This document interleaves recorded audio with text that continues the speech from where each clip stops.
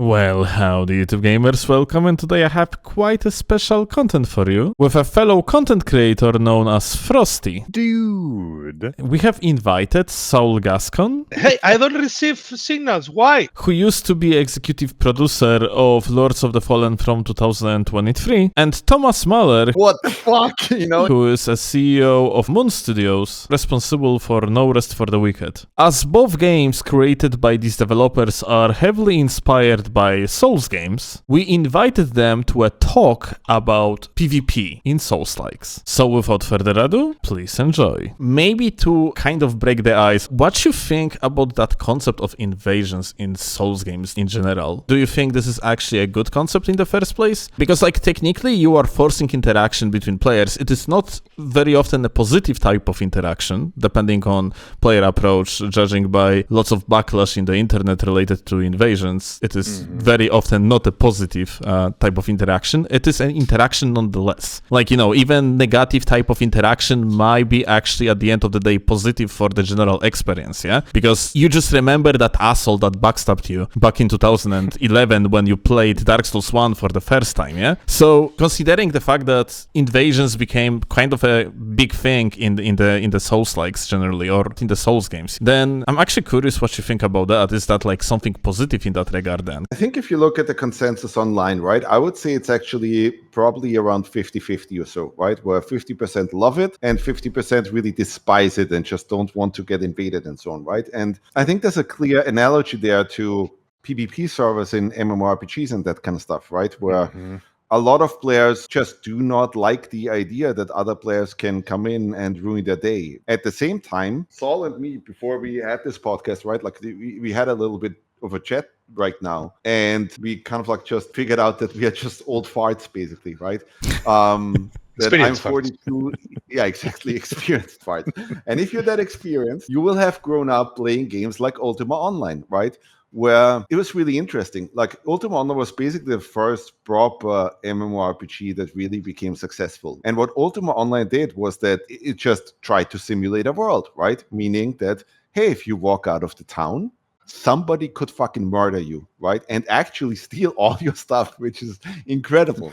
Most developers would not do that today, right? But if you had incredible gear and you would walk with it outside of town, somebody could actually stab you in the back, murder you, and grab your gear. And of course, players do not like that because it's an infuriating moment when something like that happens to you. But I would guarantee you, those are the players, right? That even 20 years later, when they reminisce, that they will tell you that happened to them, that was one of those big moments. And I think the same thing you've seen in Souls games and so on, where it's just, yes, of course, why would you like an invasion where, you were on your way, you had a good run, you were on your way to the boss, and some other player invades you and just screws you up and kills you, right? And completely resets your progress and so on. But I think one of the things that FromSoftware did that actually helped the industry, I think, a great deal, right, was to abolish that notion that for a game to be fun, it needs to be frictionless, right? And in many ways, Souls games are epitome of that, right? That it's not that games shouldn't be about, hey, they should be as smooth and frictionless as possible, right? But that the friction has to be part of it, right, for it to be fun. Yes. Exactly. This helps tremendously into immersion, right? Because as Miyazaki-san taught all of us, right? He built these games not about fairness. It's not around fairness. It's about tension. It's around tension. It's about what's going to be in the next corner. I don't know. So there is a trap. There is an enemy. There is a group of whatever that appears and you go oh my God, I'm going to die now, right? So the unpredictability and asymmetry between you, the player, and the game, right? That you have absolutely no clue what's going to happen to you next. You cannot predict it. It's what makes you go on every step, go slowly, advances slowly to kind of not to die, right? Just to survive. And that's why invasions in this loop work very well, right? Because invasions, then the PvP is built around that same tension and not fairness, right? So it's all about this unpredictability of oh my God, I got invaded. What do I do now, right? And then this is when it kicks in, right? With the all your senses kind of start activating. Okay, now I'm playing not only PvP, and this is also very interesting, I'm also playing against the world. So I'm playing against the world, which I might or might not know what's there, right? If you played the level before or not, you might know if there is enemies in a corner or a trap. But also this player, which I don't know how he's gonna be using the tools that he has, call it weapons, spells, whatever, but also the environment. Is he gonna backstab me in the next corner? Is he gonna transform into a bush? So I confuse it with the environment, and actually it's the player there. So this is something very interesting, and I think this is why it's so special. And even if indeed you have this, let's say, 50-50 almost of people that loves it and people that hates it, right? It's still, even if you hate it, it still keeps you immersed in the world, right?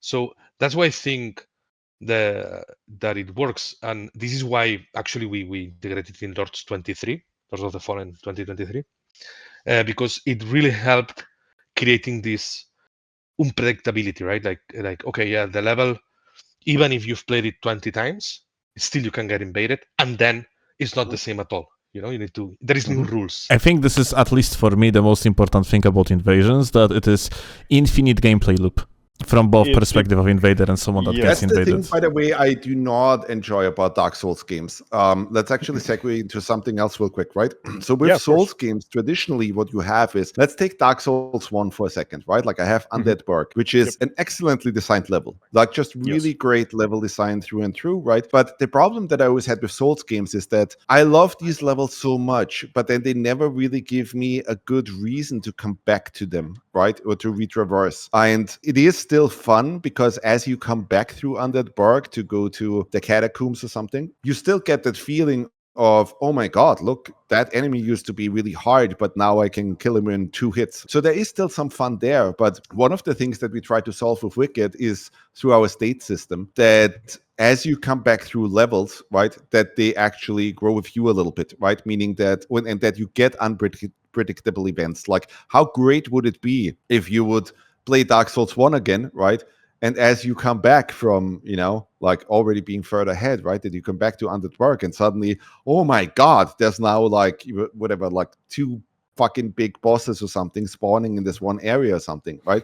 That is interesting. So in one way, they have solved that, right, with like, oh yeah, everywhere you can get invaded, right?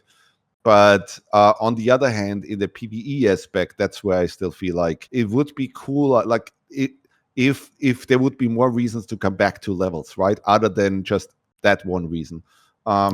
Meaning that normally in Souls, like the enemies will spawn exactly where they spawned before. The chests will already have been opened and so on, right? That's one of the things where I'm like, hey, this is a place where the Souls design could improve. Well, does that mean that at some point we are going to have both Invasions and the system that currently is at hand in No Rest? We are certainly discussing it, right? And Invasions, like basically on our priority list, we just introduced duels, which was basically just done so we kind of like in a sneaky way already get some of the telemetry data from players fighting each other, right? And like how are things holding up and that kind of thing, and like generally just get a feel for how do people feel about that, right? Before we then actually properly introduce PvP into Wicked. And that's the priority list that you had. Duels was the first strike. The second strike will be us introducing the proper PvP arena, where you can actually challenge other players, play against everybody else in the world, right? And climb the ladder and that kind of thing. And then the third thing would be, okay, like how do we deal with invasions and that kind of thing? This is actually amazing, because like I generally thought that you are going to look for excuse to avoid the topic. Like, I didn't expect that you literally going to say, oh yeah, we are thinking about invasions in No Rest. No, that's amazing. That's like... No, I think it's an interesting, like it's a very interesting thing that happens on top of your single player experience, right? But obviously, yeah, I mean, we will have to figure out all the same stuff, right? Because like 50% of the player base hates it. So how do you deal with that, right? And some of the ways and how you deal with it in Dark Souls doesn't really work for me, because invasions, like the game is really designed for you to basically play online, right? Like and get these kind of moments. So, yeah. So one thing, Thomas, in relation to that, This was a concept that I was talking with my brother about the other day, and we thought it was a very, very, it's kind of like an epiphany moment. So tell me what the both of you guys, Saul and you, Thomas, think about this. So it's no surprise that, like we've already discussed, how players' perception of what the invasion system is very, it can be extremely negative, and there's this notion surrounding it that, oh, this is an extremely toxic experience. The person's going to point down on my grave after they kill me and throw shit pots on me, right? Like, that's the notion from like the Soul series and things like that, right? And I think a lot of that boils down to a lot of players' perception of what an invasion is and why they have a negative response towards it is purely based off of the aspect that invasions have one core success metric, I guess, and that is killing the host of the world that you invaded, right? So what is your guys' potential thoughts on a system that, of course, you make sense in, or sorry, I'm losing my train of thought here. Essentially alternative win conditions. So when an invader invades your world, you don't know what they're there for and what they're there to accomplish, right? So, like, for example, in No Rest for the Wicked, you have the resource gathering. This was just something that I, thought of off the top of my head. So, like, an alternative win condition, aside from killing said host, could be you have to mine one ore node, you have to fish one fishing spot, you have to chop down one tree, and you have to dig one dig spot in their world. And then that is a alternative means of success for that said invader. So what do you guys think about alternative win conditions supplementary to the baseline goal of what an invader is there to achieve? That is definitely something that we've thought about, right? Because at Moon usually, and this is an interesting subject that you bring up, because this is typically how we as game developers or game designers basically talk about these subjects. Because you always have to ask yourself, how can I improve upon the systems that are already there, right? And you already figured out, hey, the invasion system isn't really that deep, right? Like all it really does is, hey, spawn another player in that player's world, give him feedback that he has spawned, and then he gets a very simple condition, like either kill player or that's it, right? Like you have to kill the other player. Host has to kill the invader, and the invader has to kill the host. And if that's it, then done, right? But if you think further, right, like how would I further improve the system? I think there's a lot of unbelievably interesting things to do. So, for example, right now we're working on factions as well. Yes. With the integration of the class system. And factions, what that does in Wicked is basically it's the guilds that you see in Elder Scrolls and so on, right? Meaning that, hey, if you play an assassin, then what you'd want to see happen is that you can actually live out that class fantasy, right? So you should get some quests that are about doing assassinations, right? And murdering people and that kind of thing, right? So now if you think about invasions that way, right? Where it's like, wouldn't it be interesting if you get sent out as an assassin, and now, like the goal is, you start somewhere, like, and you spawn in a different person's world, right? You spawn somewhere, and you're like, you get the contract that, oh my god, I have to kill the smithy in the town, right? And what if the other guy gets the whole thing of like, oh shit, somebody got a contract about killing Fillmore, right? So what do I do now to protect Fillmore, right? So I think that's super fascinating, like that whole subject, right? If you'd have that and you properly weave it into the game, right? Like you properly make that work, I think that would be fascinating. That's generally something where, like, as much as I love FromSoftware, right, and love what they've done and how they help the industry, I think they're also slow to innovate right now. Because if you look at multiplayer and how it's been done in Souls games, right, it hasn't really changed that much since Demon's Souls launched in 2009, which is 17 years ago, right? You could argue it so, regressed. For example, in exactly, to some degree, right? Like you have all these players out there that are saying, like, there's a couple of people in my team that are still whining that PvP Dark Souls 2 was the best, right? That kind of thing. And that it's been made harder to even engage or like to screw with people and so on in Elden Ring, etc. So that kind of like bothers me a little bit, and I'm always wondering kind of like what that is, right? Like maybe it's Miyazaki. Like, I mean, Miyazaki has been working on fucking Souls-likes now for 17 years, right? That's a long time to basically work in one genre, right? Agreed. So I'm actually wondering if it's like him getting a little bit tired of the genre and having to work like basically do something similar for this long, right?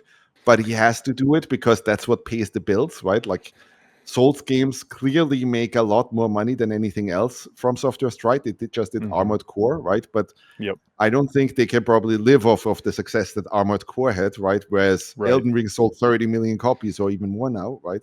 So yeah. Well, it's very fascinating too with what you brought up there, because like, you know, looking at the natural progression path and the things that have been changed from iteration to iteration over the past 17 years, there's been a clear, how would I put this, Steel? They've definitely leaned back on the elements of like how brutal and or toxic an invasion can be, right? Yeah. Because like they've done changes to where the invader only invades with 25% of their health missing, you know, and like basically lowering the invaders down a notch to kind of keep that scale, you know, as balanced as possible, right? And then also moving forward into like what we got with Elden Ring, which I think was just a colossal step back in terms of the multiplayer functionality, all of the implementation of multiplayer-based systems.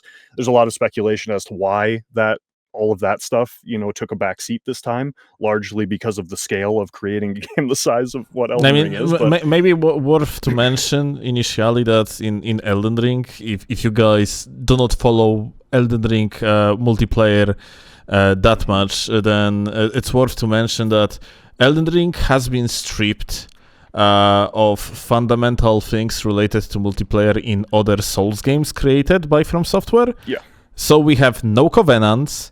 We have which is a huge one. We do not have solo hosting, essentially singular player, unless they agree to it through toggling two different items. They cannot be solo invaded.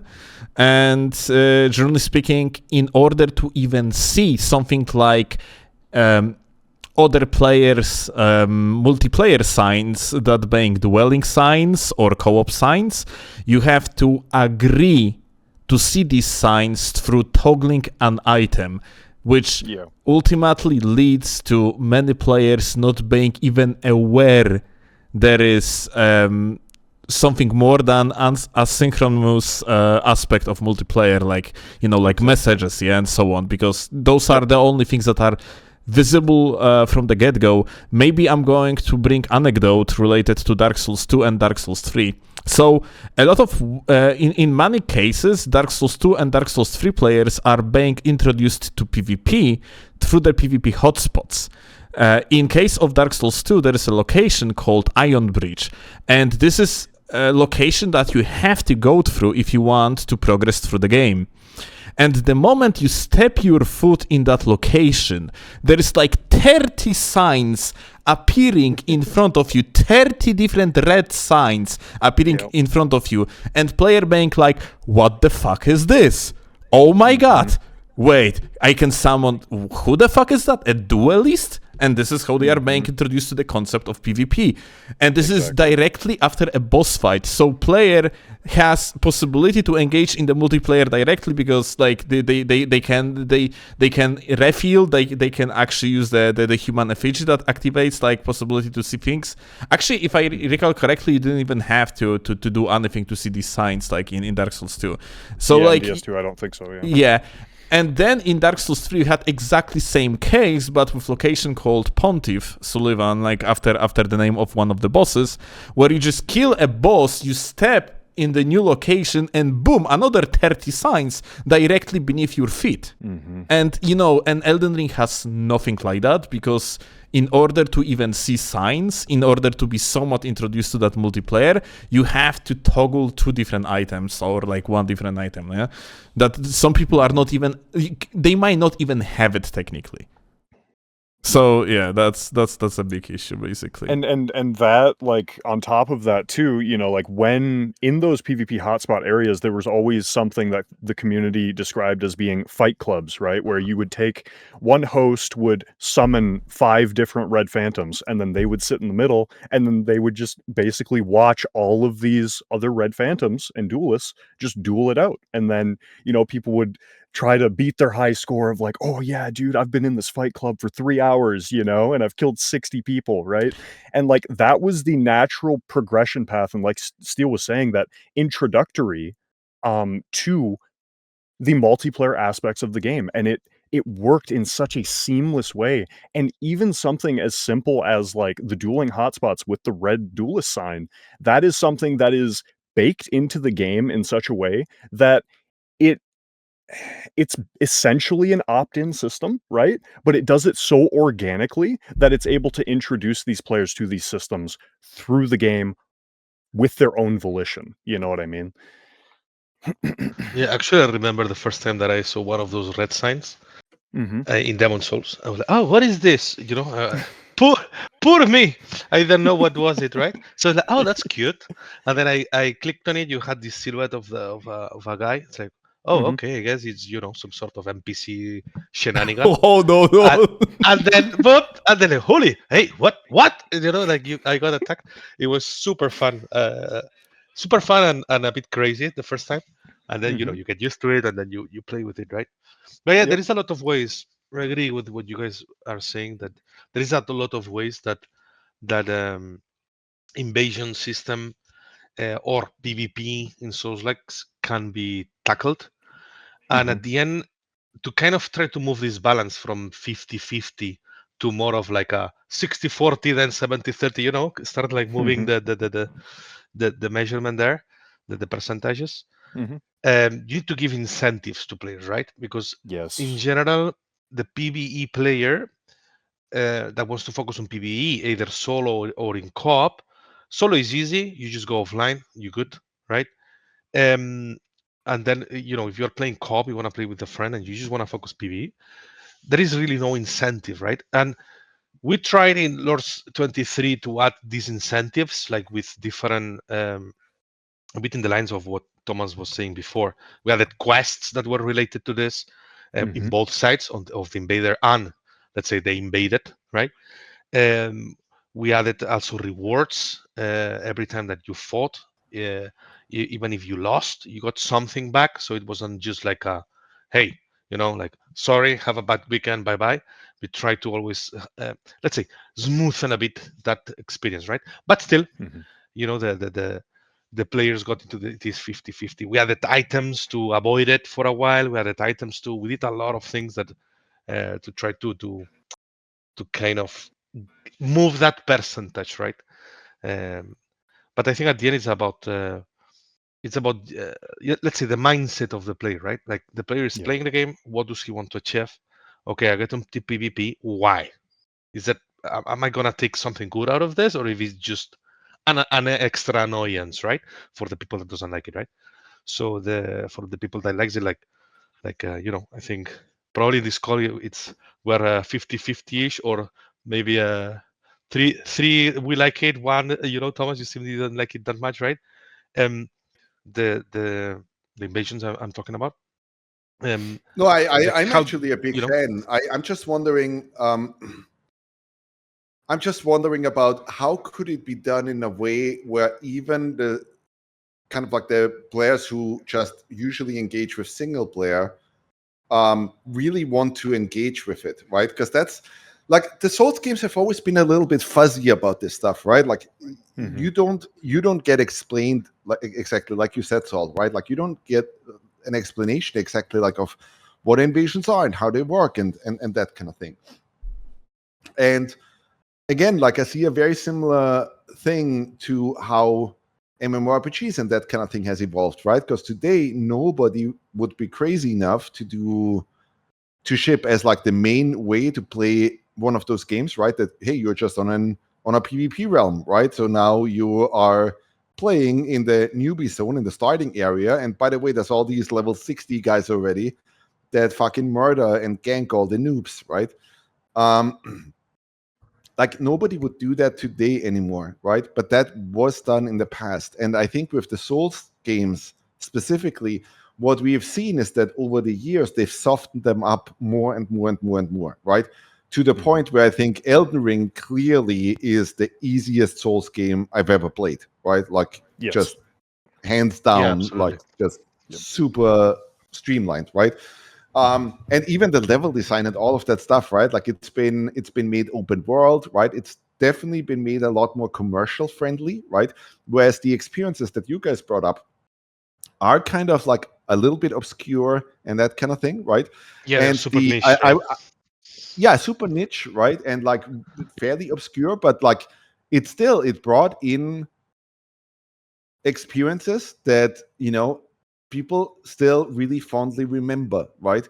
So there is definitely some value there, but I would actually want to, like, in this discussion, let me be the person who plays devil's advocate, right? Because you also can't miss that, well, Elden Ring was the first Souls game that really broke out like crazy, right? That sold 30 plus million copies, that became an unbelievable smash success, right? Usually with Souls games, they sold like what, 2 to 5 million copies, right? Meaning that they were really big successes, but not like, oh my God, like this is as big as Call of Duty or something, right? So you know, how do we resolve that issue, right? Because it's like, okay, well, the way Miyazaki and his FromSoftware team achieved tremendous success, apparently, right? You could make the argument that it was by streamlining everything and like softening all these moments and like, you know, removing that tension and that kind of thing, right? And kind of like bringing it more in line with what other games have done, where, oh, it doesn't feel that bad if you die, and you know, those kind of things. So I'm a little bit puzzled about that, right? At the same time, I mean, I'm always a very kind of like hardcore designer, right? Like if you'd like, I enjoy playing Wicked in hardcore mode. I enjoy playing really hard fucking games, right? I was the guy in the arcades who was able to finish Metal Slug with 1 credit, right? Like with 1 coin, and that's it. Nice. And at the same time, we do also have to keep success in mind, right? Because, you know, like, yes, there are a lot of people who do not like invasions and do not like that stuff. And now in Elden Ring, it's kind of like been almost taken out, right? And so what does that tell us? Right. Yeah, you know, and it's a tough thing, right? Because who's to say what the metric would have been as to the Yes. level of success that Elden Ring would have, the amount of copies that it would have sold if a, you know, solo host invasion system was in the game. Because like, for example, you know, I remember talking, you know, way back in the day when like Dark Souls 1 was really popping off, and, you know, in my friend group and stuff like that, a lot of people, you know, they were kind of standoffish towards it. You know, they're like, "Oh, isn't that brutally hard game?" You know, and stuff. And, you know, I was like, just give it a shot, right? And a lot of those people, you know, they ended up going through the game. You know, they liked the foundation, things like that. You know, the combat system, they thought it was very cool, right? And ultimately, a lot of them, and I'm sure a lot of people just in general, like average gamers that have tried out, you know, one of the Dark Souls games that has solo host invasions. I just remember one of my buddies telling me at the time, he was like, I was really enjoying the game, and then I got invaded, and I got one-shotted, and then I put down the game forever, you know? And I've heard that sentiment time and time again, but this is a perfect opportunity to also talk about the flip side of that, right? Because both Steel and I, you know, like, I remember back in the day when I first got invaded in Demon Souls, you know, kinda similar to what, Saul was talking about earlier, you know, and I will never forget that moment, you know, because it was I got invaded by somebody with the scraping spear, which was a spear that degraded your your Equipment, items when yeah, you got hit by it. durability. Yeah, right. So it would break your equipment, and luckily the guy just backstabbed me and one-shotted me, right? So I don't have to deal with that element of it. But I just remember, like, when I got backstabbed and killed, I had the biggest shit-eating grin on my face, dude. I was like, was that a real player, dude? Like, I want to do that. How do I do that right now? Let me at him, dude. You know what I mean? Like, but for every, you know, for every experience like mine, I would imagine it's 9 to 1 in the inverse. You know what I mean? Like, of people that experience that, and then they're just like, "Fuck this! This is bullshit. I hate this game." You know, what were they thinking, right? Yeah, So a lot of people it's like, have how do that you balance angry that? approach. Yeah, that something doesn't go my way, then I'm getting upset. Yeah. Mhm. Right, but then this leads back into the overall, like, idea of friction in video gaming, and this comes back to, where the industry at large was going towards the latter half of the early 2000s, you know, where a lot of games were just made to minimize friction as much as humanly possible, right? And you saw this in a wide array of different genres. And I think Demon Souls, and to a larger degree, Dark Souls 1, hitting at the time that it did, when the industry had this kind of, approach towards minimizing that friction as much as possible, Dark Souls and Demon Souls actually brought back that level of friction to the foundational aspect of what existed with the dawn of video games, And I think that Yeah, that's a exactly right. very, very interesting thing. Go on, Thomas. Yep. Exactly right. I always bring up the Prince of Persia 2008 moment, right? Where they released the Prince of Persia, where it was like, oh, if you fall, like you couldn't die anymore, right? Like, oh, if you fall Yeah. down a cliff, don't worry about it. There's a girl who picks you up and puts you right back where you, and it was just, dude, like the whole game, like the levels are designed so that you learn, oh, here I have to do a jump, followed by a double jump, followed by a wall climb, right? Like a wall run. And then I have to jump over, right? And now they kind of like took out the thing where it's like, okay, wait, like I don't even have to do the full sequence anymore because you're just spawning me right there again, right? And there's zero friction, right? And it really degraded the game in many ways, right? Because even the learning experience was taken into the shitter because of that. So I think that's definitely where the Souls games and their success helped, and the critical success, right? At the same time, like as a developer, like as I heard you guys talking, right? There are lots of tricks that you can do, right? So, for example, you could already like there's a lot of these meta systems that have been introduced in a lot of these kind of like multiplayer games, right? Like in a lot of these kind of like FPS games, for example, right? There's always the whole, oh, I'm basically getting rewarded for every match. Just I'm already basically getting the participation reward, right? Because in every match, well, I'll at least do something that will progress me a little bit, right? Like. Right, you have the XP bars that going on. Yeah. Exactly. The XP bar will go up a little bit anyway, right? So let's say there's a milestone for me, right? Like, oh, I have to finish this thing in my meta progression, right? And if I play really badly, it takes me 15 matches, right? But I will make some progress always, right? Whereas if I play really well, maybe I only need 5 or 6 or so, right? So I think that kind of stuff helps if you do it, right? But at the same time, like I am a little bit conflicted about this whole thing of like, because I always shot back when people brought up or had this erroneous notion of for a game to really be successful, there shouldn't be any friction, right? Because I was working at Blizzard Entertainment in 2008, 9 something, right? When that notion was really there, and at Blizzard we always shot back with, that is such fucking bullshit. Like you look at all these games that are out there, right, that are really successful, they've never really been games that are just super easy, streamlined garbage, right? Like that's certainly been the case on mobile, right? Like there's been a lot of these games where it's like there's zero friction and they're just basically robbing your pocket, right? But like you look at let's say League of Legends or something, right? That game was never fucking easy, right? Like it's not easy to learn. It's super hard to master. You need to know every fucking hero, right? That kind of thing.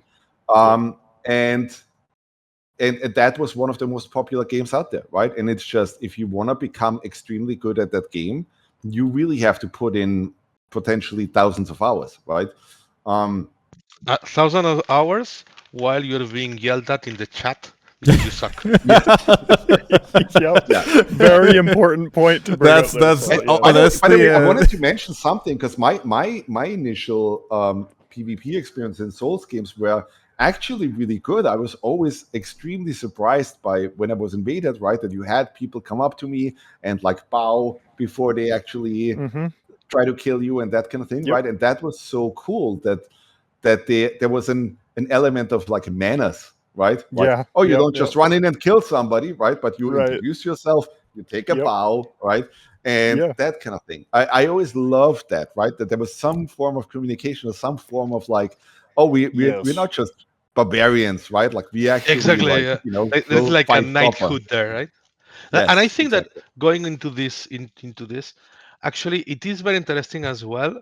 If you guys have played Arc Raiders, right? Like excellent point. I was going to bring this up or a little bit later too. Yeah, go on. Yeah, like the inclusion of the voice chat, like being able to talk, right?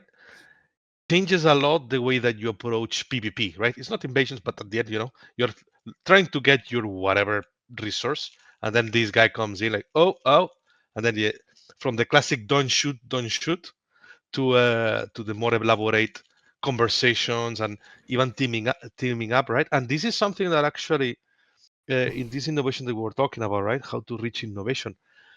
This is probably one of my moments recently while playing a game and saying, holy moly, hey, this works, like just the fact that the two players can talk and they can create a relationship beyond like avatars trying to kill each other.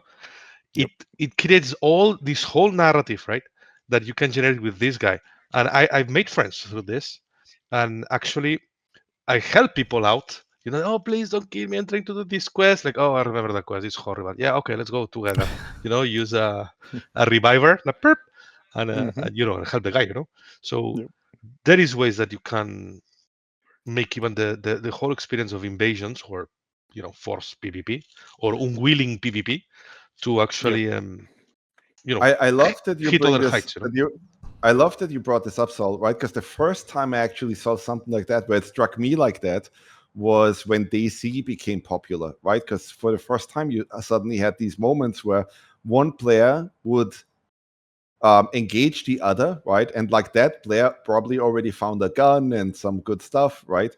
And that other player was only playing for like 30, 40 minutes, right? And was like, there was literally like a video, right? Of like, that became viral at that point, right? Where it was like,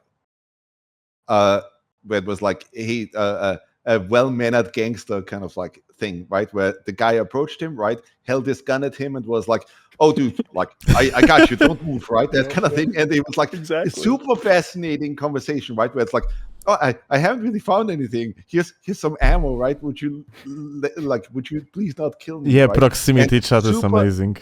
Exactly, like super fascinating discussion, right? And so to me, like if we do invasions, I would probably like try to find a way to be as hardcore as that, right? Because in an extraction shooter, the good thing that you have is that it's just session based, right? Like it doesn't really fucking matter because like every session I get all the loot and all the stuff, right? Like you're not working towards a weapon for like 30 hours, right? And you're like, oh my God, now I have a blood-rusted sword at level 16, fully upgraded with all the enchantments, right?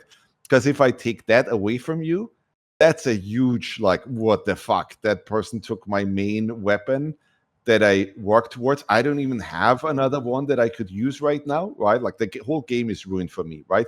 But at the same time, same as the Ultima Online example that I gave, right? That is an amazing thing to happen, right? Because suddenly, like, normally in games, when you die, no big deal. You just start again, you reset, right? There's nothing really to lose and so on. And even the Mario games did this thing where lives don't exist anymore, right? So there's not the fear anymore of, oh my God, if I die, I could really lose something, right? But that is really interesting. The whole, like, what can I actually take away from you, right? Like, that's the thing that designers think about. Like, how can I hurt you a little bit, right? How can I make you fear for something that is about to happen, right? And if you do bring in those elements, then you will have those interesting moments happen where it's like, okay, I engage you, right? And I see, shit, you're 15 levels above me. You could probably beat me, right? And we could do a mano-a-mano fight here, right? But maybe I want to resolve this in a different way, right? That kind of thing. Or maybe you are just an invader who's like, okay, well, look, I'm 15 levels above you, right? Better make it worth my time, right? Like that they would give you some money or something, right? And you wouldn't have to get into the fight. There's something really fascinating about bringing that kind of stuff in and having those experiences in games, right? And the question is, like, how could you do it in a Souls in a Souls game? I actually have such a great thing to say right now, because you say Saul mentioned proximity chat. You brought more to the discussion about proximity chat, and now you guys are most definitely aware of seamless co-op mode, yeah, in Elden Ring. I mean, like, Saul literally based his Lords of the Fallen like multiplayer experience on the seamless co-op mode.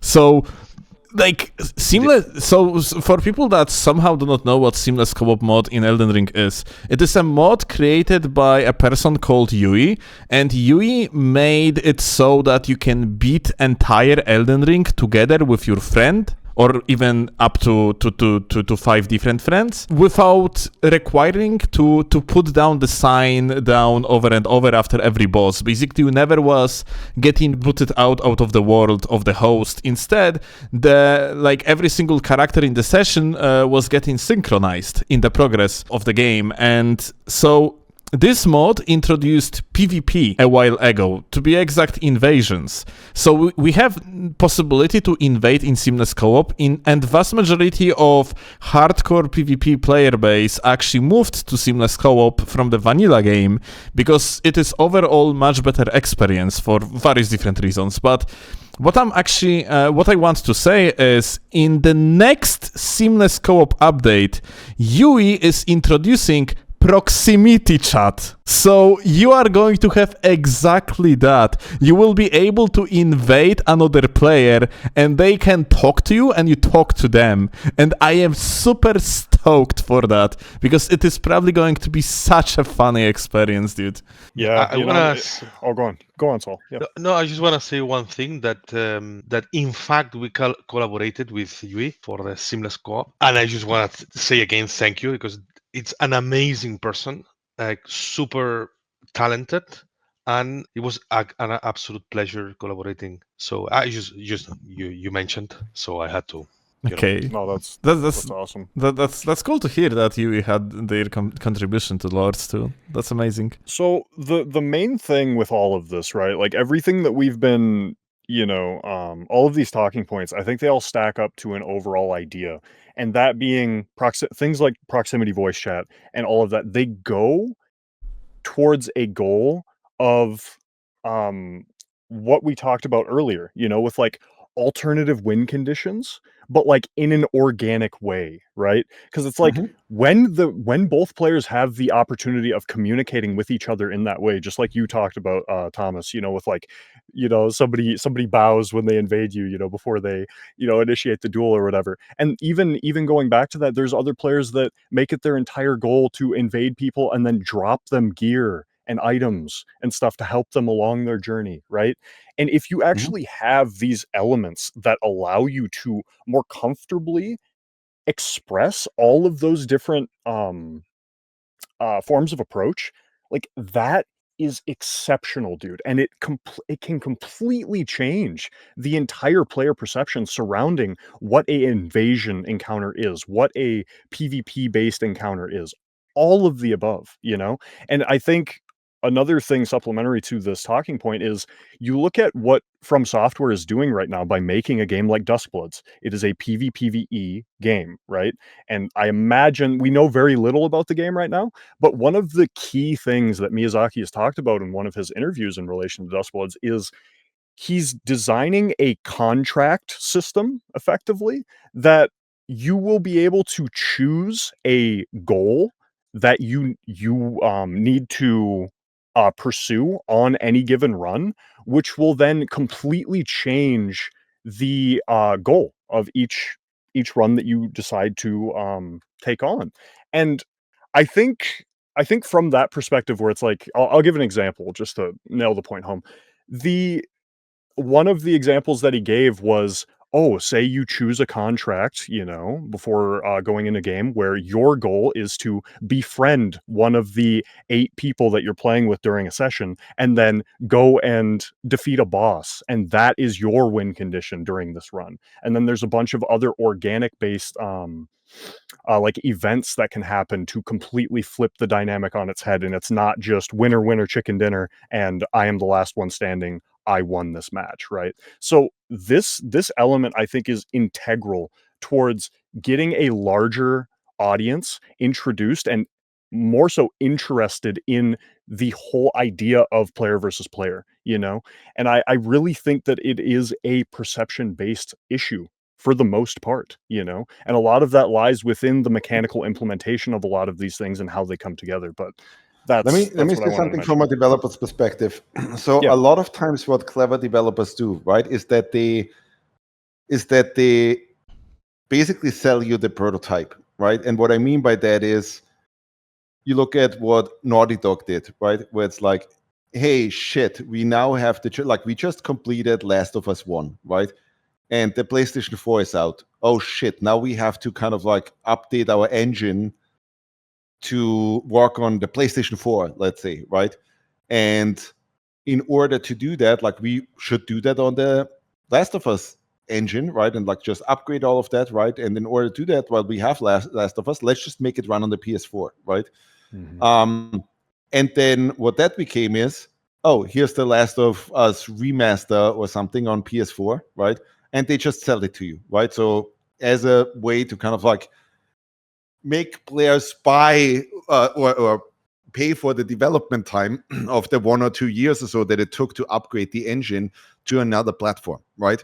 So that's a pretty smart thing to do. And so what I'm hoping is that if Miyazaki does this thing with Duskbloods, right, that he's seeing that as a prototype for whatever next big thing he will do in like another Elden Ring-esque scale game, Agreed. right? Because Duskbloods is clearly like, hey, here's a probably Nintendo-funded game, right? It's probably not going to be, clearly, like, it's not, like, I think that's already certain, right? Like, it's not going to be on the scale of an Elden Ring, right? It's not going to be a game that sells like 30 million copies or something, right? Or has costs whatever, $200 million to make. Of course. But what he could do is do all the crazy innovative shit there, right? And just see what works, what doesn't. And I think some of that might have already happened, right? Like there was just Elden Ring Nightreign, where they did some really interesting stuff in terms of multiplayer, right? And you can be sure that, well, a lot of that, knowledge and experience will probably go into, okay, how can we improve the multiplayer for the next Souls games, right? So I was critical before and said, well, I don't like that the multiplayer aspects in the Souls games have basically been either the same or have become worse in each subsequent game, right? If I compare Dark Souls 1 multiplayer to Elden Ring multiplayer, I much preferred Dark Souls 1 multiplayer, right? Like the PvP stuff and so on. I mean, I think you're right. So like, there is a clear evolution, right? Just real quick, like that could be interesting, right? Like if they do that, right? But if the next Elden Ring kind of thing as game comes out, right, and it doesn't have any of that stuff, then I would be disappointed. So I'm hoping what they'll do is, like try all this crazy stuff, learn a lot, and then, innovate like crazy, right, with the next title. Yeah. Yep. Saul, sorry I cut you off before. No, don't worry. So, no, I think that you clearly see a strategy there, right? With Nightreign being like kind of a test ground on, okay, let's try to do something different and with the same base of Elden Ring, but a completely different experience overall, right? And Duskbloods, we know few about it, or few that we can say, but basically it looks like another step, right? More testing, right? And what is really exciting is to see like, okay, but what comes after this, right? So how this knowledge from Nightreign and Duskbloods is going to affect the next big one, right? Elden Ring or 2 or whatever. I'm just making it up. I don't know if there's going to be an Elden Ring 2, but like what is going to be their big next piece, Well, Elden Ring sold 30 million copies. You can bet your ass that there's going to be Elden Ring 2. Yeah. But yeah, no, like you guys, it's very cool to, because like that's what you guys were just talking about and breaking down there. That's, like how my brain processed it as well. It's like, what are two of the biggest things that people complain about, when engaging with a FromSoftware game? It is the netcode and shit, I forget the other point right now, but we'll just focus on the netcode for now. Like, FromSoftware, I think, is very aware, painfully so, that their multiplayer and netcode therein needs a lot of improvement.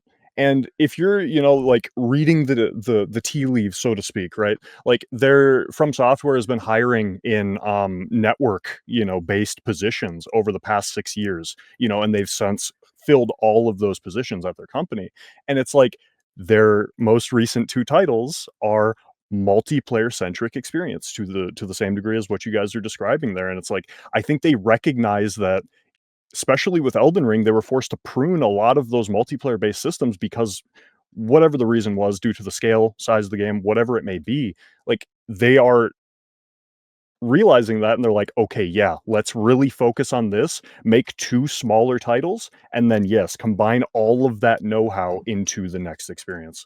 And I think it just makes so much sense there. And that's kind of what they did with it's iterative design philosophy, right? Where you're just from game to game, you're using basically the next game as a trial for a particular system to then put into the next larger project. And we saw that with Sekiro, even trialing jumping, and things like that, right? And like You saw mounted the enemies. same thing with the Ori games that I made, right? Like in Exactly. Ori, we had the Wellspring Glades, which is basically Mhm. my prototype for Sacrament, right? For a town that you build Yep. over time and so on, right? So it's the Mhm. exact same thing.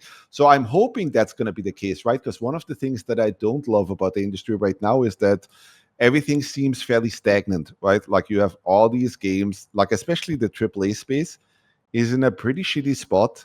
It's in the worst spot that I've seen in a long time, right? Like AAA, even like in the 2000s and 2010s, even still, right? It was still the thing that pushed innovation, right? Like, and a AAA game was Halo, right? And it really changed how first-person shooters should play on a console, right? And since then, we've seen just, oh my God, all these AAA games are just warmed up soup from yesterday, right? Like it's literally the same thing. It even regresses, right? Then you had Halo coming out. Oh my God, it doesn't even have split screen anymore. Oh my God, the gunplay has become worse, right? And like over time, gamers were just giving them the middle finger, right? Because they were just like, I'm not having that much fun anymore, and you guys are not really pushing the genre or the limits anymore, right? So that sucks. So what I want to see is them doing exactly that, right? Like them doing like, yeah, we're doing some insanely innovative, crazy stuff, right? But it's going to take some time. I hope that happens. I hope we don't see more kind of like regressions or, hey, the multiplayer, like if the multiplayer is the same thing again in the next Souls game that it was in Elden Ring, I think people would lose their shit. I think people would go, yeah, this is Couldn't not agree good more. enough. Fuck that, right? Like you guys like this, everybody can see how you could do it better, right?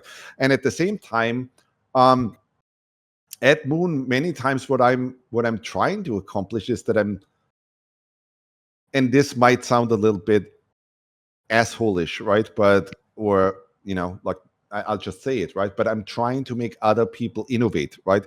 So one of the reasons why I started with No Rest for the Wicked is because I was just frustrated with how little innovation we've seen in the ARPG genre and how that has kind of like stagnated, right? Like where you had Diablo 2 come out, and then for years, every other ARPG that came out was basically a carbon copy of Diablo 2, right? And then you had Diablo 3 come out, and Diablo 3 to me was a clear regression of what Diablo 2 was. Like it wasn't on that level in terms of quality, in terms of like the design of it. And so I got frustrated, and we clearly saw what happened in the Eastern industry, meaning Japanese designers, right? Where Capcom with the Monster Hunter series already created a combat system that was far more intricate than anything that the Western ARPG designers had ever done, right? And so same thing happened with the Soul series. The Soul series basically looked at Monster Hunter and was like, okay, well, let's create an adventure around that, right? Like let's create an RPG that uses that kind of like animation commit combat, right? And so we did the same because it just seemed like that is such a dramatically better system than the old point and click stuff, right? Like I couldn't imagine playing a Souls game in the way I play Diablo, where I click at a position and then my character walks up to it and then does the attack, right? That just seems, by now, that just seems antiquated and like not the thing that you should do anymore, right? Like I'd want direct control over my character, which opens up so many cool things, right? Like so for example, right, I was there when Diablo 3 was in development at Blizzard, right? And there was a time where you could play Diablo 3 PvP at BlizzCon. And it kind of sucked, right? Like it was okay when you picked the character, right? And it was just, oh, we as developers have kind of like balanced these characters against one another, and it kind of works. It wasn't that much fun because the combat system really doesn't have that much depth, right? But it kind of works, at least balance-wise, right? But then when you actually used characters like that normal players made, right, it was just a complete shit show, right? It was just, yeah, I'm just one-shotting, like I'm joining your game, I'm one-shotting you, and the game is over, right? Yep. And so that leads us actually nicely to the PvP discussion, right? Meaning Yes. that what bothers me right now, like I would actually like to hear from Frosty, Saul, and Steel real quick, right? Because we are sitting there and like thinking about what should the PvP experience be. And to me, if I break it down design-wise, is that what we have there with Souls-like games and these combat systems is we basically have a 3D fighting game. Yeah. And I don't mean Tekken or Virtua Fighter, because to me, I do not understand why we call that 3D fighting games, because the actual gameplay is not 3D, right? It's literally just, it's the same 2D fighting game, but you have polygonal characters, right? For the most part. So this is the way I've been approaching it, right? That I would want to see a completely like the game basically embracing that, right? Like we are clearly a fighting game, and we have full 3D movement. So in many ways, a Souls-like is basically, in many ways, kind of like the successor to something like Power Stone, right? To Capcom's Power Stone from the whatever late 90s, early 2000s, right?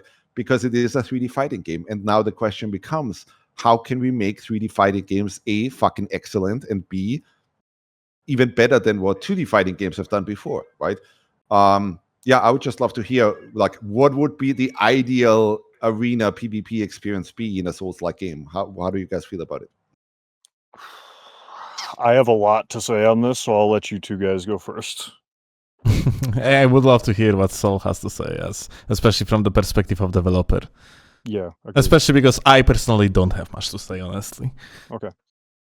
I mean, to be honest, it depends on what you're trying to achieve with the overall experience of your game, right? So is it about, as we were saying before, right? Building this tension, not fairness? Is it about more interactions with environment? Is it about supporting the builds and play styles from different players, right? Through the RPG layers? Is it to create memorable encounters, as you guys were mentioning before, right? Like these moments that you don't forget. So at the end, it's like, so, but I meant the actual, like, an arena experience, right? Where I'm literally like going into a place where I fight another character, right? That's what I meant. Not invasions or anything anymore, just literally like how can we improve upon what, for example, the Souls games did, right? Like once you actually fight against another player, how do you improve upon that? So, I mean, to be honest, the current setup, right? Let's assume that, let's say the canon from software, right, which is like player versus player, 1v1 or XBX, includes the environment, includes the enemies around it, right? So then at the end, it depends a lot on the type of game that you're trying to build, right? So for me, it's a very open question. So if you ask me, like, okay, let's grab Lords 23 or Dark Souls 3 or Elden Ring, what would you do to improve the combat there, right? So it is a hard question, because it's first, for me, there is a initial question that is harder to answer, which is, why will somebody want to engage in PvP? And that's, I think, the first answer or question to answer, right? Is like, why do I want to take part of this? Like I'm, immersed in this world. I'm talking with NPCs, going through, the dangers of these, places with these bosses, etc. So why do I want to engage with PvP? How can you trigger that interest, right? Because at the end, that might lead you to how to do it. You see? So it depends a lot on how you approach designing on any system, right?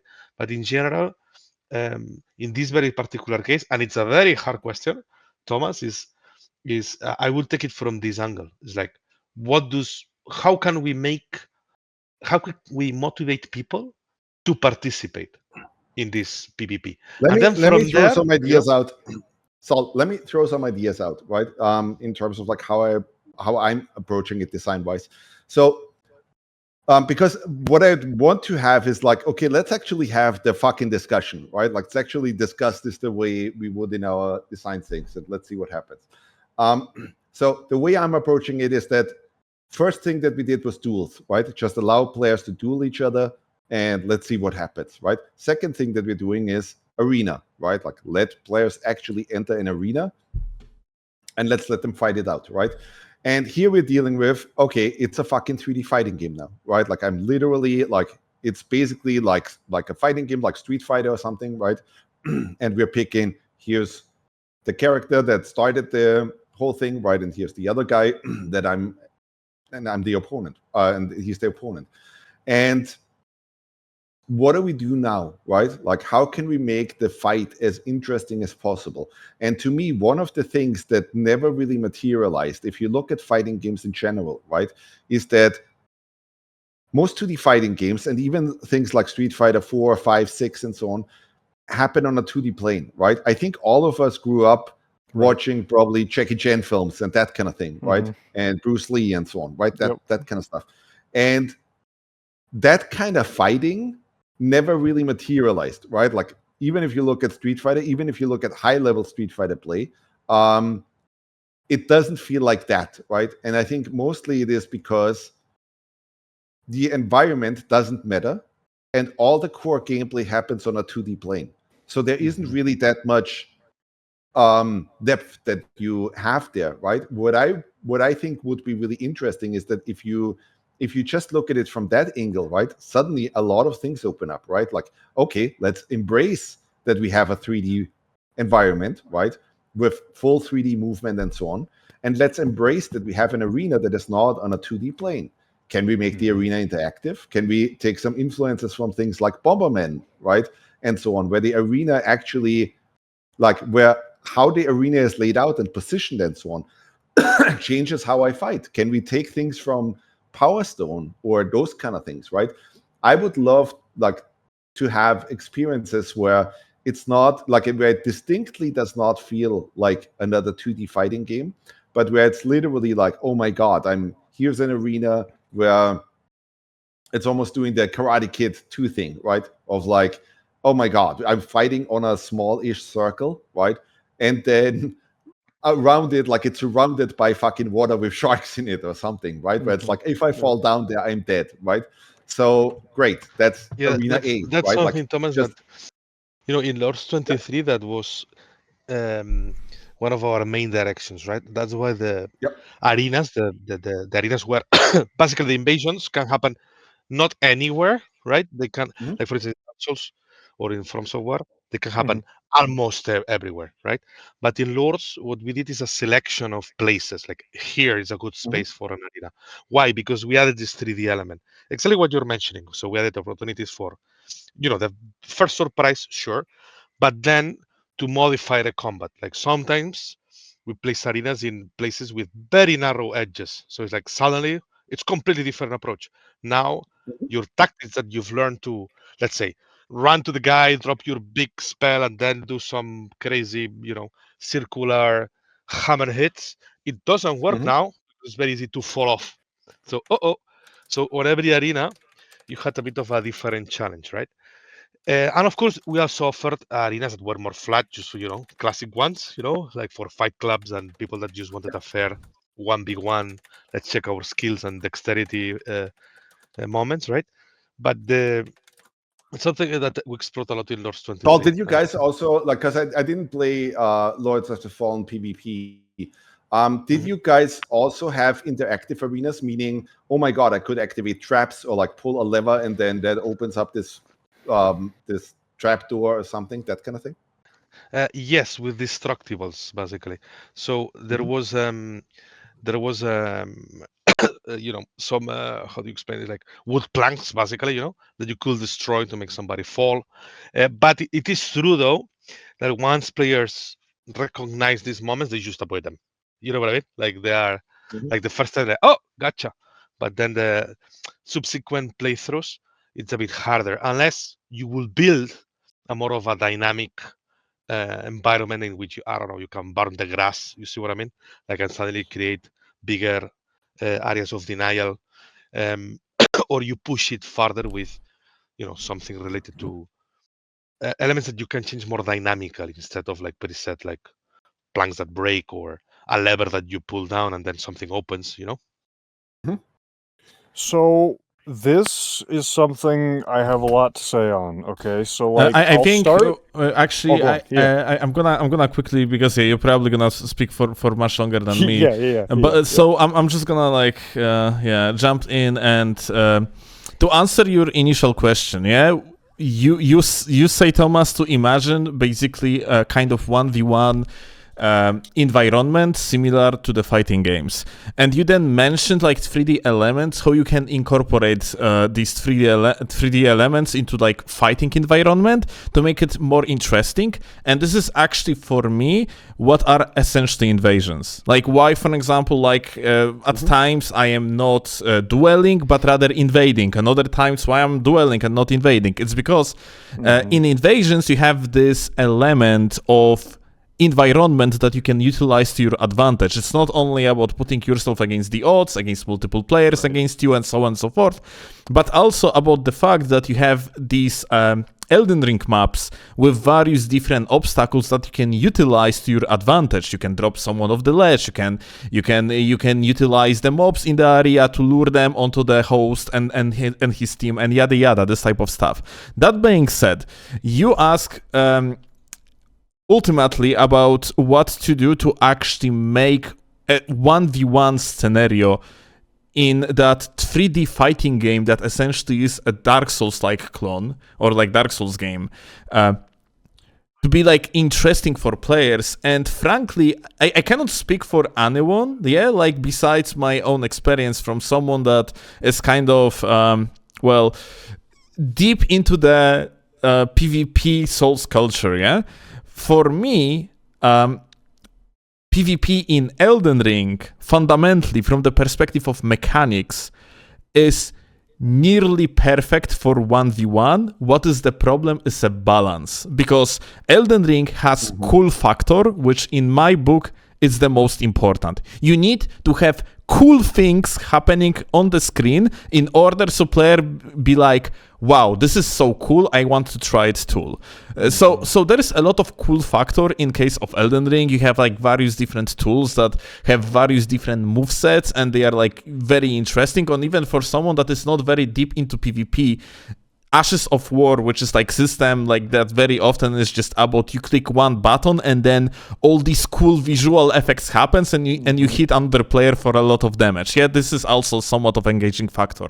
So Elden Ring, from my perspective, with all its additions to the Souls formula, which are crouches and crouch attacks, jumps and jumps attacks, is nearly perfect. What Elden Ring fails in is balance issues, because what is Souls fundamentally in duels, what is exactly all about? You can say it is fundamentally about timing and spacing. Spacing is something that we very well know from the fighting games. So it is about like attempting your opponent to hit them when they are in the recovery frames. They are going to whiff their attack. You are actually creating space between you and your opponent in order to punish that when they are in the recovery frames. And that's a huge problem of Elden Ring, because in Elden Ring, recovery frames are super short. And basically, people very often, especially when there is latency involved, can just throw out random attacks and never be punished for it. And timing is another thing, that actually is somewhat fine in Elden Ring. But what Elden Ring introduced with that jumps and crouches is an ability to skip so-called neutral, So right now, it's in previous Souls games, you were just running around like a moron, just waiting for another player to attack in order to whiff punish them. And that was the name of the game. Whoever was more patient usually was about to win the duel. And with introduction of the jumps and crouches, you can blend your attacks, you can jump in and skip neutral altogether, which allows you to just engage in combat more aggressively, and therefore I think Elden Ring formula is nearly perfect for the 3D fighting game. What we need is actually someone that can look at numbers of these games and just adjust them correctly so they are not fucking dog shit, so you don't have weapons that literally have no recoveries and also deal like bazillion damage while being fucking lightweight.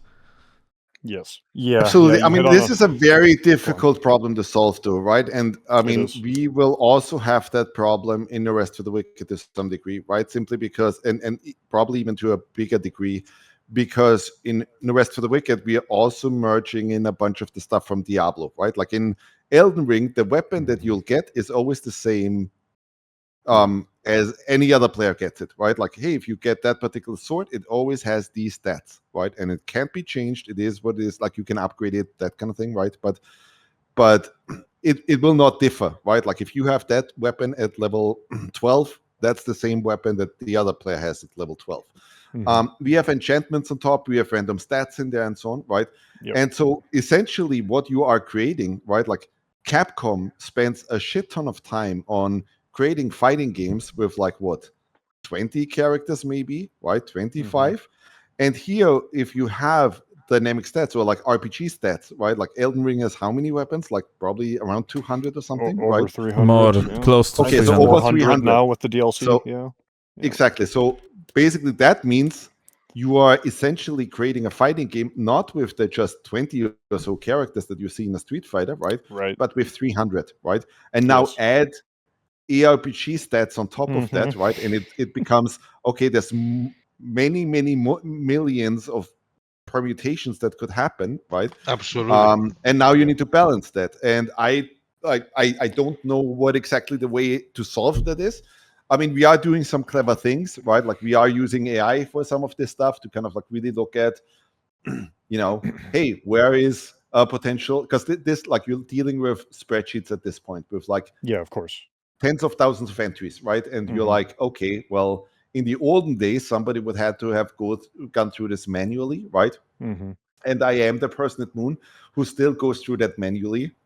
I wrote myself an editor that shows me exactly, hey, here's this weapon, right? Here's literally every single thing that this weapon does, and here's the damage multipliers on it and all of that stuff, right?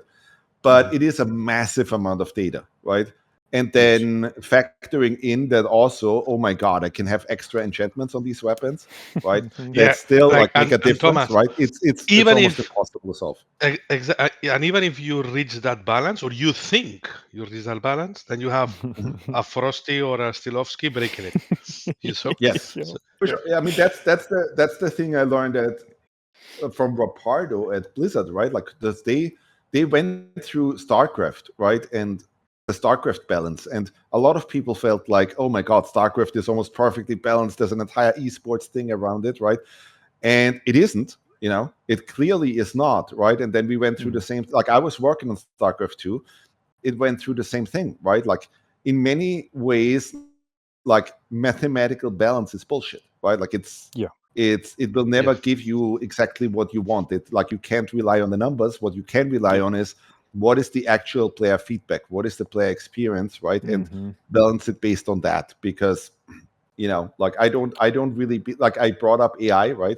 I don't believe in balancing that way. I believe in it can help you to point out obvious flaws, right? Like if some designer carelessly went in and like, you know, created a weapon and put like really strong values in it, right? And it's an outlier compared to other weapons, right? Like that's really nice. Like that we see exactly, oh my God, this had like a damage multiplier on this particular move of 5, whereas normally we only go up to 2 or something, right? Right. Yeah, but I think that then, Thomas, like the key here, and I understand Steels and Frosty's complaint, right, on the balancing of Elden Ring, which is like, yes, like whatever you do, you will have people breaking it somehow, combining this with that and boom. Yep. Even if you put all the mechanisms in Lords, we added even a mechanism about basically equalizing power levels to try to balance, like, so a level 100 could invade a level 10, and the level 10 will still have a good chance, right? But people will always find ways to break it, right? So then at the end, if you look at other examples out of, let's say, the Souls-like genre, right? Like Magic the Gathering. How many cards have been nerfed, slashed, removed from competitions, right? League of Legends. On every patch, every month, you have hundreds of lines of things change, like small parameters, like 0.01 seconds for an ability, right? So at the end, I think that what you're saying, Thomas, it's very true. It's like you kind of, let's say, you kind of have to fight and work hard to reach that perfect balance, knowing that you will never reach it. So at the end, what's left after is support, right? So like keep seeing players playing, and adjusting, rebalancing, nerfing, boosting. You know, at the end is and then you nerf something, and then the other thing becomes, the OP meta. Oh, okay, holy shit, how do we fix these guys? I don't know. You know, like there is always ways that they're gonna break. So I think that at the end it's a matter of support, right? It's having. So let me ask you something real quick, right? We're discussing this whole PvP subject, right, and everything, and you guys obviously went through that already. But let's just put it on the table, right? Like, did you have the numbers? Like, what was the percentage of the player base that actually engaged actively in PvP? So these are numbers under NDA that I cannot share. I'm very sorry. But let's say more than what we thought they will be. Oh, you know? Interesting. So yeah. So this surprised us as well. Like oh, people like this. You know, like even if you see like a 50-50 online, we actually saw that in reality there was more engagement. You know, it is true though that some of it is involuntary, right? We cannot discard that great part of the people engaging in PvP was not wanting to do it, you know. So but you know, like we detected some people are disconnecting when getting PvP'd, you know, like they just Alt F4, you know, like okay, fuck this shit, guys, bye, you know. So which is a classic in Elden Ring, by the way, as well. Like, certified hood classic on that one, dude. I'll tell you guys something. So, I mean, we were just surprised by the Together update. That was the last update that we shipped for No Rest for the Wicked, which added 4-player co-op into Wicked, right? And normally what you see industry-wide is that even with games like Path of Exile and Diablo and so on, right, that highly encourage you to play together, right? And a lot of players will only really take an ARPG seriously if you have proper multiplayer in there, right? Like, certainly true for me. Like, when Diablo 2 came out, I played it with my best friend, right? When Diablo 3 came out, I didn't play it solo. I played it with that same best friend again. Of course. And still, the numbers were always like 85% of the players will play single player and will not really do much with multiplayer, right? And then you have the 15% that is probably like the more hardcore and so on, right? That will play multiplayer. For us, the numbers that we've seen is basically 50-50, which is pretty fucking bananas. Meaning that is insane. That 50% play single player, but then the other 50% are split between playing the game together with 2 players, 3 players, or 4 players, right? And that should really tell us something. Because I think it's because of the combat. I think it's because of that, right? I think that's why you're seeing that kind of engagement in Elden Ring and so on, because we're really kind of like at the precipice of something here, where I think what you're seeing there is like, hey, these are 3D fighting games, and there's a clear love for that, but the industry isn't really engaging with that, right? Like there is no amazing 3D fighting game that everybody plays, right? But you have people like Steel that, or even you, Frosty, right? Like that just spent hundreds of hours on Elden Ring and Dark Souls and so on, if only. and like like that kind of thing, right? So let me ask you guys, like, why are you doing that? Like, what is the main motivator for you folks? There is no alternative. Yeah, and I mean, dude, like this is the perfect meaning opportunity. that you love it, right? But there isn't really, like, you're not being served by the industry, basically, correct? Yeah, Right, this yeah, is like, Please, there's Rusty, a continue. huge demographic, I think, that is untapped of players that would love to engage in this very, very unique style of player versus player engagement, you know? And like what kind of bouncing off of what Steele's points were earlier, describing, you know, like the jumping mechanic, the addition of that with Elden Ring, the crouching mechanic, all of that stuff, the core fundamentals of what make FromSoftware's PvP so unique and is not offered by anything else that exists currently, you know? And those things are, like Steele mentioned, the spacing element, the ability to strafe around certain attacks too. Like a thrusting based attack is, you know, something that is with that frontal cone, right? But if you know, like read that they're going to do a thrusting based attack, you can strafe around them and get like a backstab potentially, right?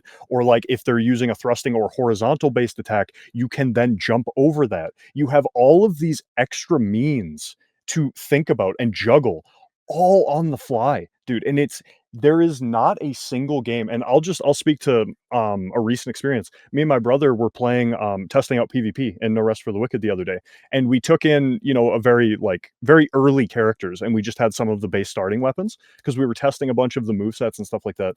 What you guys have with No Rest for the Wicked, outside of, you know, like the super crazy shit, because we didn't test any of that, you know, we were doing things without the affixes or enchantments and stuff like that, just testing the core fundamental combat design and how that feels to engage with on a one-on-one basis in that duel scenario.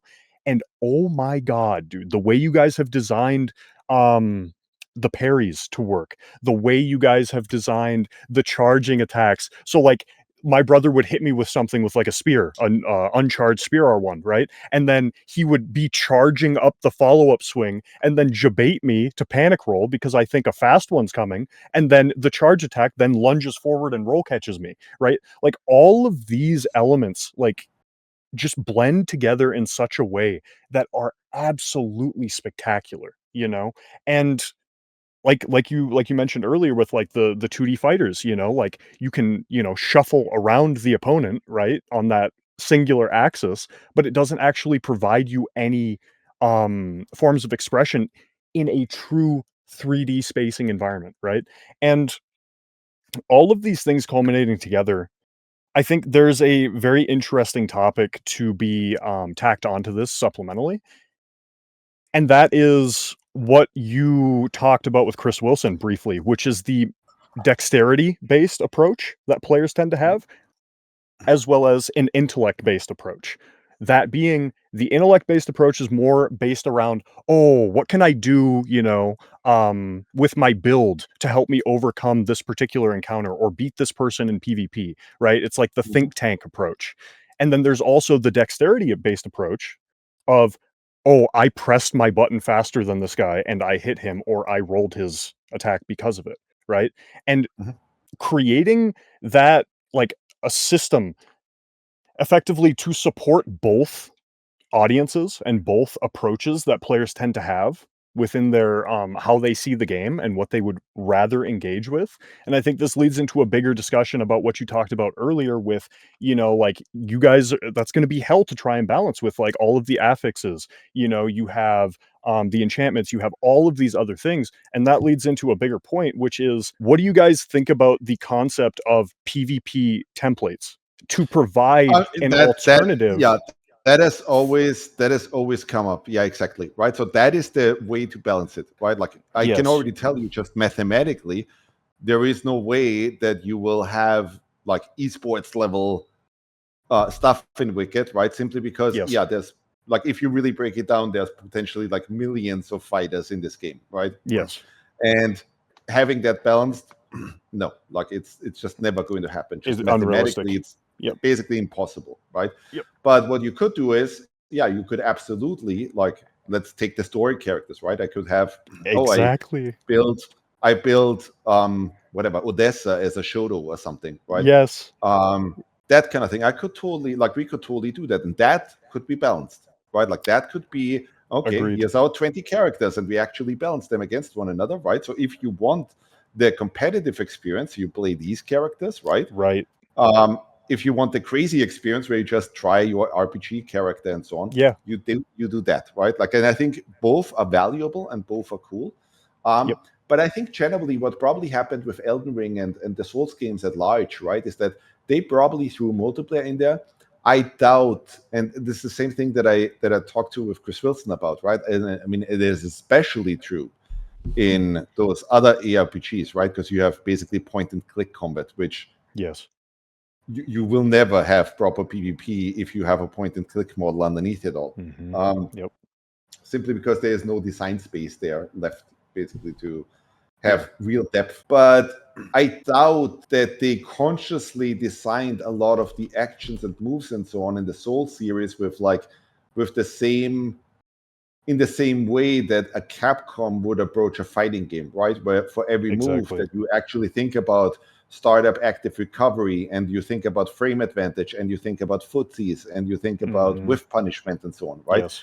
I doubt that's the case. I think that just naturally kind of happened because they had an animation commit combat system that works for PvE, right? Right. But ultimately, if you want to deliver that kind of like PvP experience, you have to think about that. That's a lot of the things that that have fighting games have already solved over the past 3 decades or so, right? Where it was just like where the game was literally just, okay, here's our, with Street Fighter, it started with 8 fighters, right? Here's our 8 fighters, and we kind of like need to balance that against one another, right? And so they learned these tricks.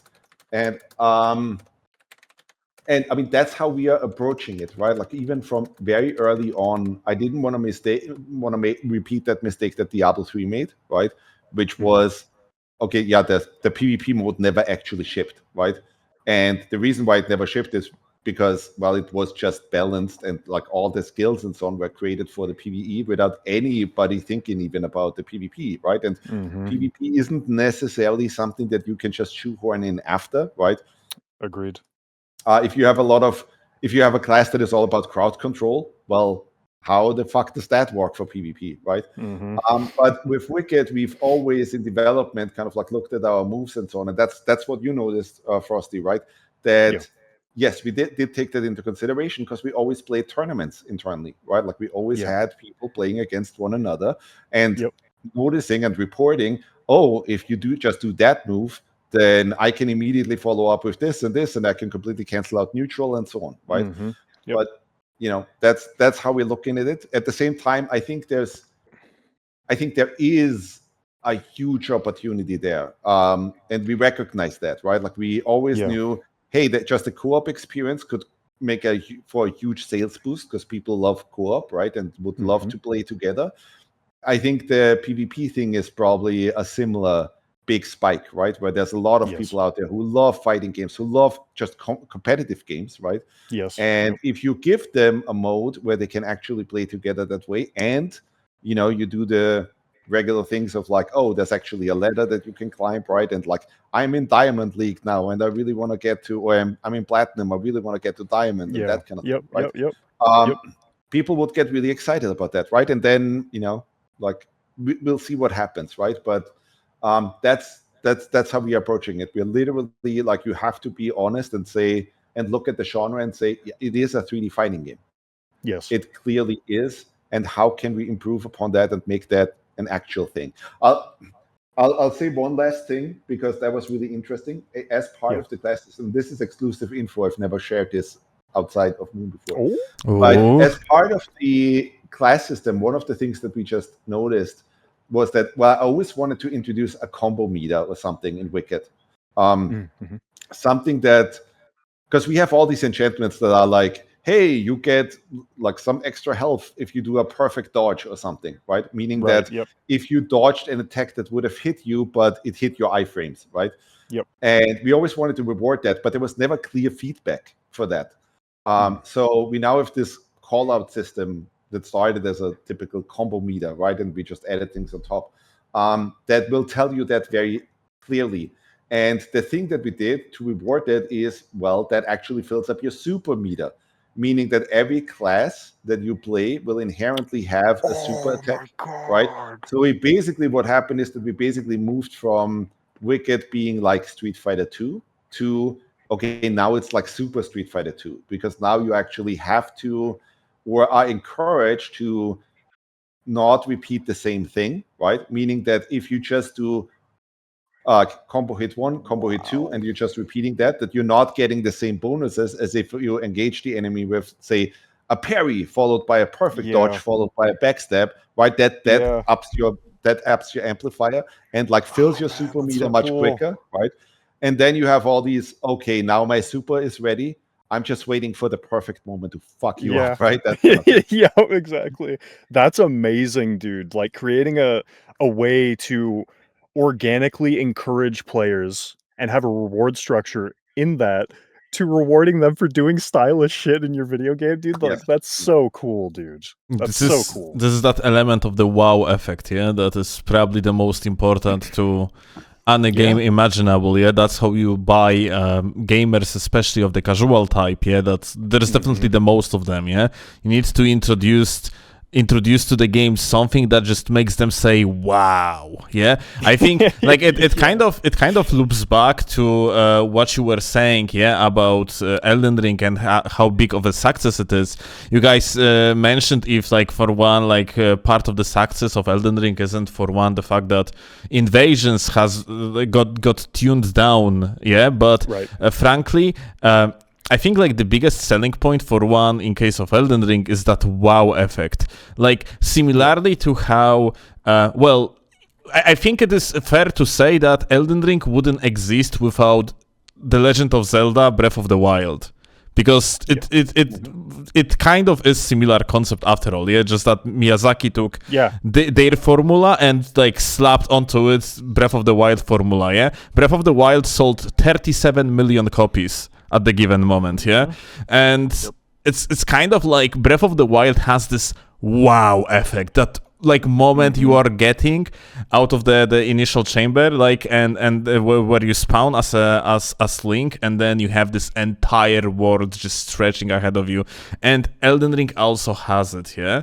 So like even in case of providing that in all sorts of different avenues that the game provides too. So like providing that in a combat sense, providing that in an explorative sense, providing that in a world design sense, all of that, you know, just supplementary to your point. Keep going though.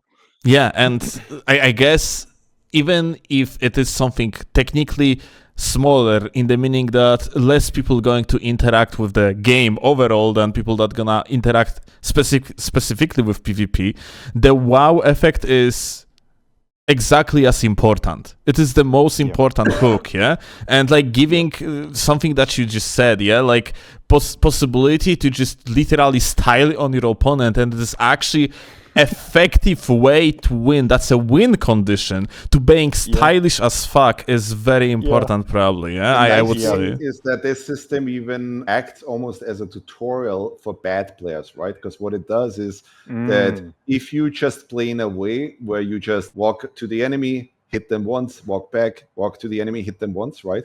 Like your combo meter will never fully build, and that will tell you something, right? Like it will just, like the way it works is that if you hit the enemy, right, it just says good, right? But then you have to hit them, like you have to hit them with like a variety of moves, right? Yes. And for that to fill up, for the rating to go from good to great to excellent to amazing to godlike, right? That kind of thing. And you want to hit those high numbers, but the only way you hit those high numbers is, it's very similar to like how you play a Devil May Cry, right? Or a even Tony Hawk's Pro Skater or something, right? You want to get that fucking multiplier up, right? Yeah. And if you see constantly, hey, I'm playing the game, I'm kind of succeeding, but the game is always telling me, hey, I'm just doing good and not better, right? Then I will, at some point, I will learn what does it take to actually play, get to great and to excellent and so on, right? Yeah, and it causes player intrigue, you know, to be like, oh, what is this? I want to actually engage with it. Yeah. Genius. Exactly, right? So then the nice thing is, well, you're even getting rewarded for it, right? Meaning that if you actually use different verbs, like that's how you build up the super meter fast. Like in the game itself, in the PvE portion, right? Like even if you are kind of like a newbie, you will still build up your super meter, right? Even if you play in a crappy way, right? Right. Because it will just take you longer, right? Mm-hmm. But then what will happen is that this is cool, especially in co-op and so on, right? Or if you play multiplayer, you will see that, well, other players are doing way more supers than I am, right? How does that happen, right? And, well, the game is already kind of telling you that. Mm-hmm. Yeah, no, that's extremely cool, dude. How you've managed to actually like bake that in once again to organically, and you just discover that, and it's intuitive more or less. By the way, I mean, this is one of the things where I was always feeling like, why did the Souls games not do that, right? Because it's such an obvious thing. Because, like, again, if you look at the Souls series as like basically 3D fighting games, right? Mm-hmm. Fighting games figured out that combo systems are good fairly early on, right? Like you had the shitty Street Fighter 1 that nobody played, that was just garbage, right? Then you had Street Fighter 2, which, as Saul said, right, is like, that was a turning point in the industry, right? That's like, okay, they tuned it to a level where it actually worked. Everybody looked up and was like, okay, whoa, this is something new, right?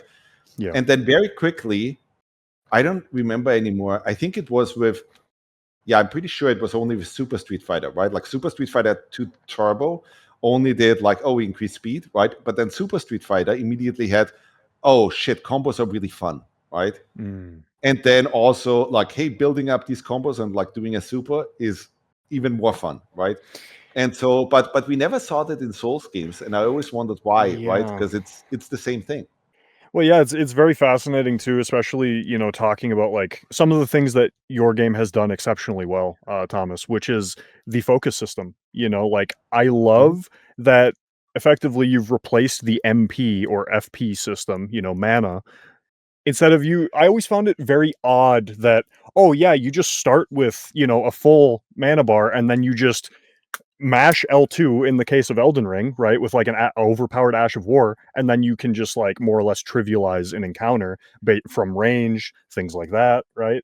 And I also always hated the system of like, I have to change my Estus flask, right? Like, do I fill up health or do I have to fill up mana? Like, that's such a shit way of so it's like where you guys like innovated on that front is with the focus system, where your focus meter, it starts out from 0 and it rewards you by filling up that depending on how many hits you actually land on your enemy. And then that's what allows you to use things like Ashes of War in Elden Ring or your runic-based attacks in No Rest for the Wicked, right? So it's like you're incentivizing players as much as humanly possible to actually engage with the foundational core elements of the combat system and rewarding them as such, Like that is so much better, I think, as a system than a traditional mana system, I would agree. And I think about the PvP aspect here, right? Like if you fight against a mage, mages have been traditionally pretty garbage, right, in the Souls games in terms of PvP. Well, they've been annoying primarily is the main issue with like, and this is a really big discussion. I'd be keen to hear what both you and Saul think about just how to approach ranged combat design to not have it feel as though the players are cheesing or trivializing certain encounters. You know what I mean? Because I think that's a big thing that even like FromSoftware has struggled with all throughout their games, like even to the point where in Elden Ring, there's an example of they like nerfed bows so much to the point where you can't even like take a bow and align it with any other particular scaling type because they were so worried that, oh my god, dude, like people are just going to sit back with their poison arrows and cheese everything, right? So it's just like, it's a very, very difficult thing, I think, to get right. And obviously, I would love to hear from Saul. Saul, in Lords of the Fallen PvP, how do you guys approach the whole problem with ranged attacks and mages? Actually, concept is so cool for that. So yeah, in that regard, there is several ways that you can approach it, right? From the obvious one about balancing, which you will always, it's always the never-ending fight we were talking about before. Yep. To the difficulty of usage, right? So, for instance, it's not the same to throw a spell that auto targets the enemy and hits for whatever amount of times with whatever amount of poison and then does damage over time, then making that same exact ability with the same outcome, but that requires a skill from the player that drops it, right? So I think that the hardest part, and this is what we work the most on Lords 23 about this, was the anticipation of such spells, right? Because usually what happens a lot with the spells is that suddenly you see like this wall of flames, like, huh? Where did this come from? And then suddenly this enagram on the ground, like, huh? And then suddenly light, boop, and then you're dead. Like, holy shit, what happened, right? So then the way that we try to make it in Lords is treat it like we do with the normal combat. In normal combat, we have a very strict rules in terms of frames per attack. What does that mean? It's like we had an anticipation, a delivery, and then a recovery, right? And then we were very strict on these frames that each of these steps of an attack will take. Basically, it's like when you do this, you're committing, right? While you are in the delivery, you cannot cancel. So then, okay, you learn every weapon is different, different damage output, compensated by, okay, how many frames it takes of the initial step to the end of it, right?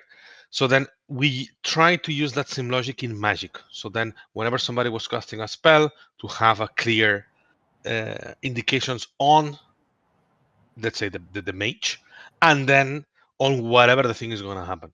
Plus adding for the mages a bit of a skill check. So it's not just a free, a freebie hit, right? So it depends a lot on each spell, because every spell is very different from each other. That's the cuteness of Magic, right? Like being able to play a lot with this. But that's how we approached it. So from similar what was the resource to cast spells in Lords of the Fallen? Because the problem in Souls games has traditionally been mana, right? I think mana in those games is fundamentally shitty, right? Because it's like, yeah, you start at 100 and you just shoot a bunch of times, and now, okay, I can't, like, I don't have any mana left, so what am I left with, Yeah, so in Lords we had mana. Effectively, we had mana. That, well, through your RPG layer, you can upgrade, you can make auto recover, you can exchange, and this is one of the biggest things that we added. Is like you could exchange health for mana or other resources for mana. So then this way, like, you created your own strategy, and we had also some spells that directly took a toll on you on what, like we had these two walls, Umbral and Axiom, right? The real wall and the wall of the dead. So then some spells were actually adding Umbral on top of you. So you were doing a risk reward, not directly related with the mana, but the fact that using that spell will create some temporary umbralized HP. So basically, when you got, you imagine your HP bar in red, you use these spells, and then you get like a small white overlay on top of it. And the only way to recover that is by harming the enemies, right? Harming your rival. So that's another way that we basically we try to make like different schools, and every school to try to cater to different types of players, right? So from the classic mages that expect mana, because it's also something that we're playing with always, like player expectations, right? So okay, you have your mana. To the guys that were more on the necromantic kind of let's trade health for power kind of deal, and that's what we did with Umbral, right? So you are using mana still, but also you were using Umbral and your HP basically, and as a trade-off. So we try to innovate there on that regard a bit. I kind of want to mention that Saul incredibly undersells system they created in Lords of the Fallen, because fundamentally it's very good, and I really think that Saul literally undersells it right now. So if you don't mind, I'm gonna take the steer and I'm just gonna present my perspective, okay, for Lord system. Okay, so first of all, combat in Lords of the Fallen is primarily melee focused, but you have 3 different resources that you can utilize in order to use distance type of attacks that bang spells, that bang crossbows and bows and yada yada, yeah, and also umbral stuff, which is basically lamp mostly. So you had mana, you had ammunition, and you had please remind me the third one for umbral lamp. You had like these umbral points that you were using for umbral lamp. Yeah, well, yeah, you can call them the umbral points. Yeah. Okay, let's call them umbral points. Yeah, so here is a thing. So you could seamlessly use all these tools in the combat. Like for one, you are fighting someone in the melee combat. Yeah, you are fighting them, and then boom, with the click of one button, you are instantly swapping to the distance weapon to actually surprise your opponent with the shot of the crossbow. You can also unequip your distance weapon in the menus, like enter your menus, quickly unequip it, which gives you opportunity to throw, for example, a grenade. You had like a grenades that were like throwing out the smoke bomb that was dealing poison damage and so on and so forth. So you had actually an ability to very smoothly swap between melee and distance combat in order to surprise your opponent. Or you could also, with click of one button, swap between distance weapon and umbral lamp that you could utilize in order to push enemies around. And the amount of times I have utilized it in order to surprise someone and yeet them off the ledge, so kill them with the gravity kill, well, it's mine. I basically just, I won shit tons of invasions in such way. And fundamentally, this system that was in the Lords of the Fallen was very interesting because, for one, if you are actually playing as a magical type of character, let's say you have a lot of points into faith, and therefore you are using miracles, yeah, in order to beat your enemies, yeah, using some melee weapon, and you have also miracles, but you're gonna run out of mana. You are not only limited now to refill of your mana, you can literally swap off your catalyst that you utilize to cast your miracles, or however it was called in Lords of the Fallen, like equivalent of the spells, and now you can throw a grenade for one that doesn't use mana anymore, it uses ammunition. So like you are basically incentivized to use in combat these various different types of tools because you just have seamlessly more resources to utilize them. It sounds very similar to what we basically have in Wicked, right? Because fundamentally, if you break it down, it's kind of similar. Meaning that the way we solved it was, well, we have the focus bar, right? Let's actually start with the problem. The problem that I always saw in Dark Souls is that the mage experience is shit, right? It was always easy mode, right? Like I play a mage and I don't have to engage in the combat anymore, right? Like I have my soul arrow, right? And I just shoot the enemy from further behind, right? And now, okay, half his health is gone. I shoot the soul arrow again and he's dead, right? And I didn't even engage in the combat. The enemy was not able to even get a hit off, right? Right. And that is, to me, that is fundamentally broken, right? There's just like all the good stuff that comes from the melee combat of like me having to roll away, to dodge, to strafe around the enemy, to really engage, is gone if you play the mage experience in a typical Souls game. And that kind of sucks, right? So what you absolutely always want is engagement, right? Which is why we switched to the focus system. So the idea isn't that, oh, I'm starting at 100 and I run out, and then I have to sit at a bonfire or drink some potion and it fills up again, right? Because that whole thing of like switching the potions, I hate that. I hate that there is, in order to heal, I press a button, but then in order to heal my magic, I have to swap, and now I have to hit that button, and then I have to swap back to the normal heal, right? So I can get my health back and so on. So that is all pretty garbage. So the way the approach was, okay, so with the mage, we still need to force you to engage in the combat, right? We can't just have you be able to kill the enemy before they ever reach you.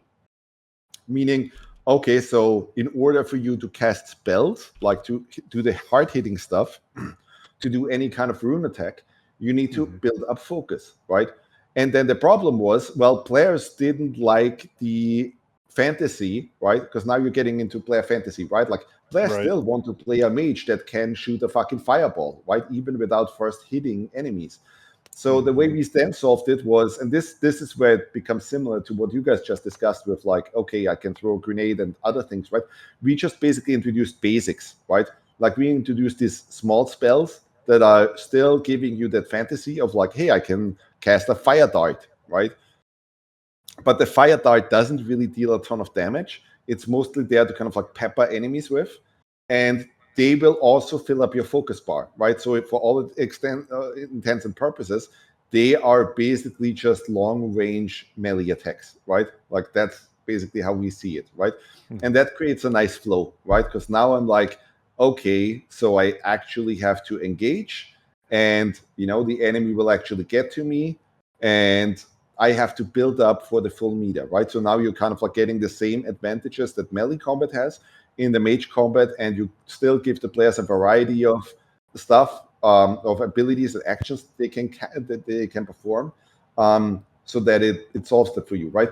That is another thing that I would love to see being solved in Souls games, right? Because that I fundamentally don't understand how that still isn't fixed. And to me, like even Elden Ring didn't solve the mage gameplay at all. No, not at all. And like, supplementary to that, you have some of the interesting iterations that they're playing around with Elden Ring Nightreign with the hero-based structure, and some of the unique mechanics that they're applying to a wide array of basically reinventing how these core foundational combat elements work, So like, for example, in Nightreign with the mage class, which is called Recluse, they came up with a very, very, very interesting system, an innovative system that I've never seen in any other game.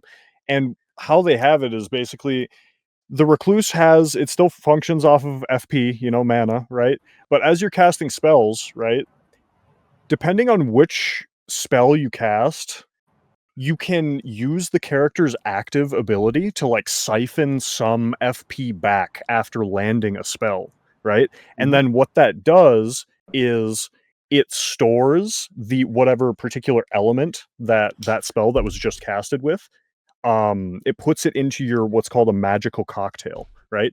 And then you store up to 3 elements, and you're getting FP back every single time you decide to harness an element back into your magical cocktail, right? And then ultimately, when you get 3 elements in the magical cocktail, it results in a kind of like pseudo ultimate ability, right? Where it provides a unique benefit. And also what they added on top of that is depending on which elements you combine together, it does a completely different spell, right? So it's like it allowed them to retain that purely ranged playstyle with the mana system and make it extremely engaging. And when you're taking one of those elements back and storing it into the cocktail, that is a committal based animation where you reach out your arm in front of you and like grab the energy, and you are subject to being able to be hit there, which I think is a very interesting thing that you've also played around with some of the changes that you've made over time throughout the early access period, with like how you had bows, the 3 different iterations, what you guys have done with spells, etc. Well, see what you did. What happened there is that they introduced this. That sounds very similar to the health rally mechanic that you had in Bloodborne, right? In Bloodborne, you had this whole system where it's like, okay, if I take damage, right, I can actually get some health back, right? If I just hit the enemy now, for some time, right? So it sounds like those devs, because it wasn't FromSoftware that did Nightreign, right? But they probably looked at that and were like, well, why not do that for FromSoftware magic, did do right? Nightreign. Yeah, they did. It was just a separate team. Interesting. I thought that was a different development studio. No. That was all from. It was actually it's an interesting story. It's the lead combat designer of of Elden Ring rather prompted Miyazaki with this project idea, and he was like, I think we can do something here with this, and then Miyazaki gave him the green light. So that's how that actually came to be, which is very fascinating. Interesting, yeah. But basically, well, I think that's probably how it happened, right? That you like they probably looked at, hey, Bloodborne does this, right? So let's just do that for Magic, and then the same thing that I just said about supers is probably the case here, right? Where it's like, okay, if I Right. siphon enough FP off, cool, that gets me an ultimate, right? Like Yes, that kind of thing. exactly. Yep. Yeah. Yeah, and I think too, there's just, man, I'm getting mind flooded. I have so much to say, and I don't know where to begin, dude. But yeah, just like overall with ranged combat, it just feels as though like so many developers struggle with it because it doesn't have some sort of like supplementary element. Because even as I've played No Rest for the Wicked with the way that you guys have it now, there's still circumstances where, you know, oh, this mob can't walk through this hallway here, so that means I can just sit here with a bow or, you know, any semblance of range attack and just cheese it, right? So it's like I feel as though there needs to be some sort of like extra system that like ranged combat needs to engage with or pay attention to that is exclusive to that. Because you think about like FPS design, you know, and things like that where you can miss very frequently, you know what I mean, and stuff like that. But like in a melee based combat system, you know, you compare the two dynamics of where a player is, you know, up in the boss's grill or enemy's grill and just rolling around, weaving, doing all sorts of these attacks, right? That is the threat that they have to face, is the potential of getting hit, right? And for like ranged players, sure, you know, you can design all sorts of like ranged attacks for the enemies to do, like create gap closers where they dash at you, things like that, to minimize the issue. But I don't think that that's ultimately solving the main problem of what exists within range combat engagement. And I think some sort of the aspect of having to like maybe I'm just spitballing here, thinking aloud, but like maybe time, you know, your drawback on your shot or something, you know, or like have to actually manually aim, you know, so there is that threat of like, yeah, you're gonna miss sometimes if you're bad at aiming, you know? Some sort of other system, you know, that would basically take the place of the melee player having to worry about constantly getting hit all the time, you know? There's a difference. So, I mean, it's an interesting subject. That whole range gameplay thing, right? Dilemma Yeah. is an extremely difficult problem to solve. It is. I think but there is a big difference between, are you playing PvE or are we talking PvP, right? That's true. Because with Yep. with PvE, I think one of the problems and one of the things that I'm lamenting a little bit, right, is that we have not seen a proper AI push for a long time in the games industry, right? Meaning that, frankly, if I'm playing games right now and I look at enemy AI, and I absolutely 100% would include No Rest for the Wicked into that, right? Yep.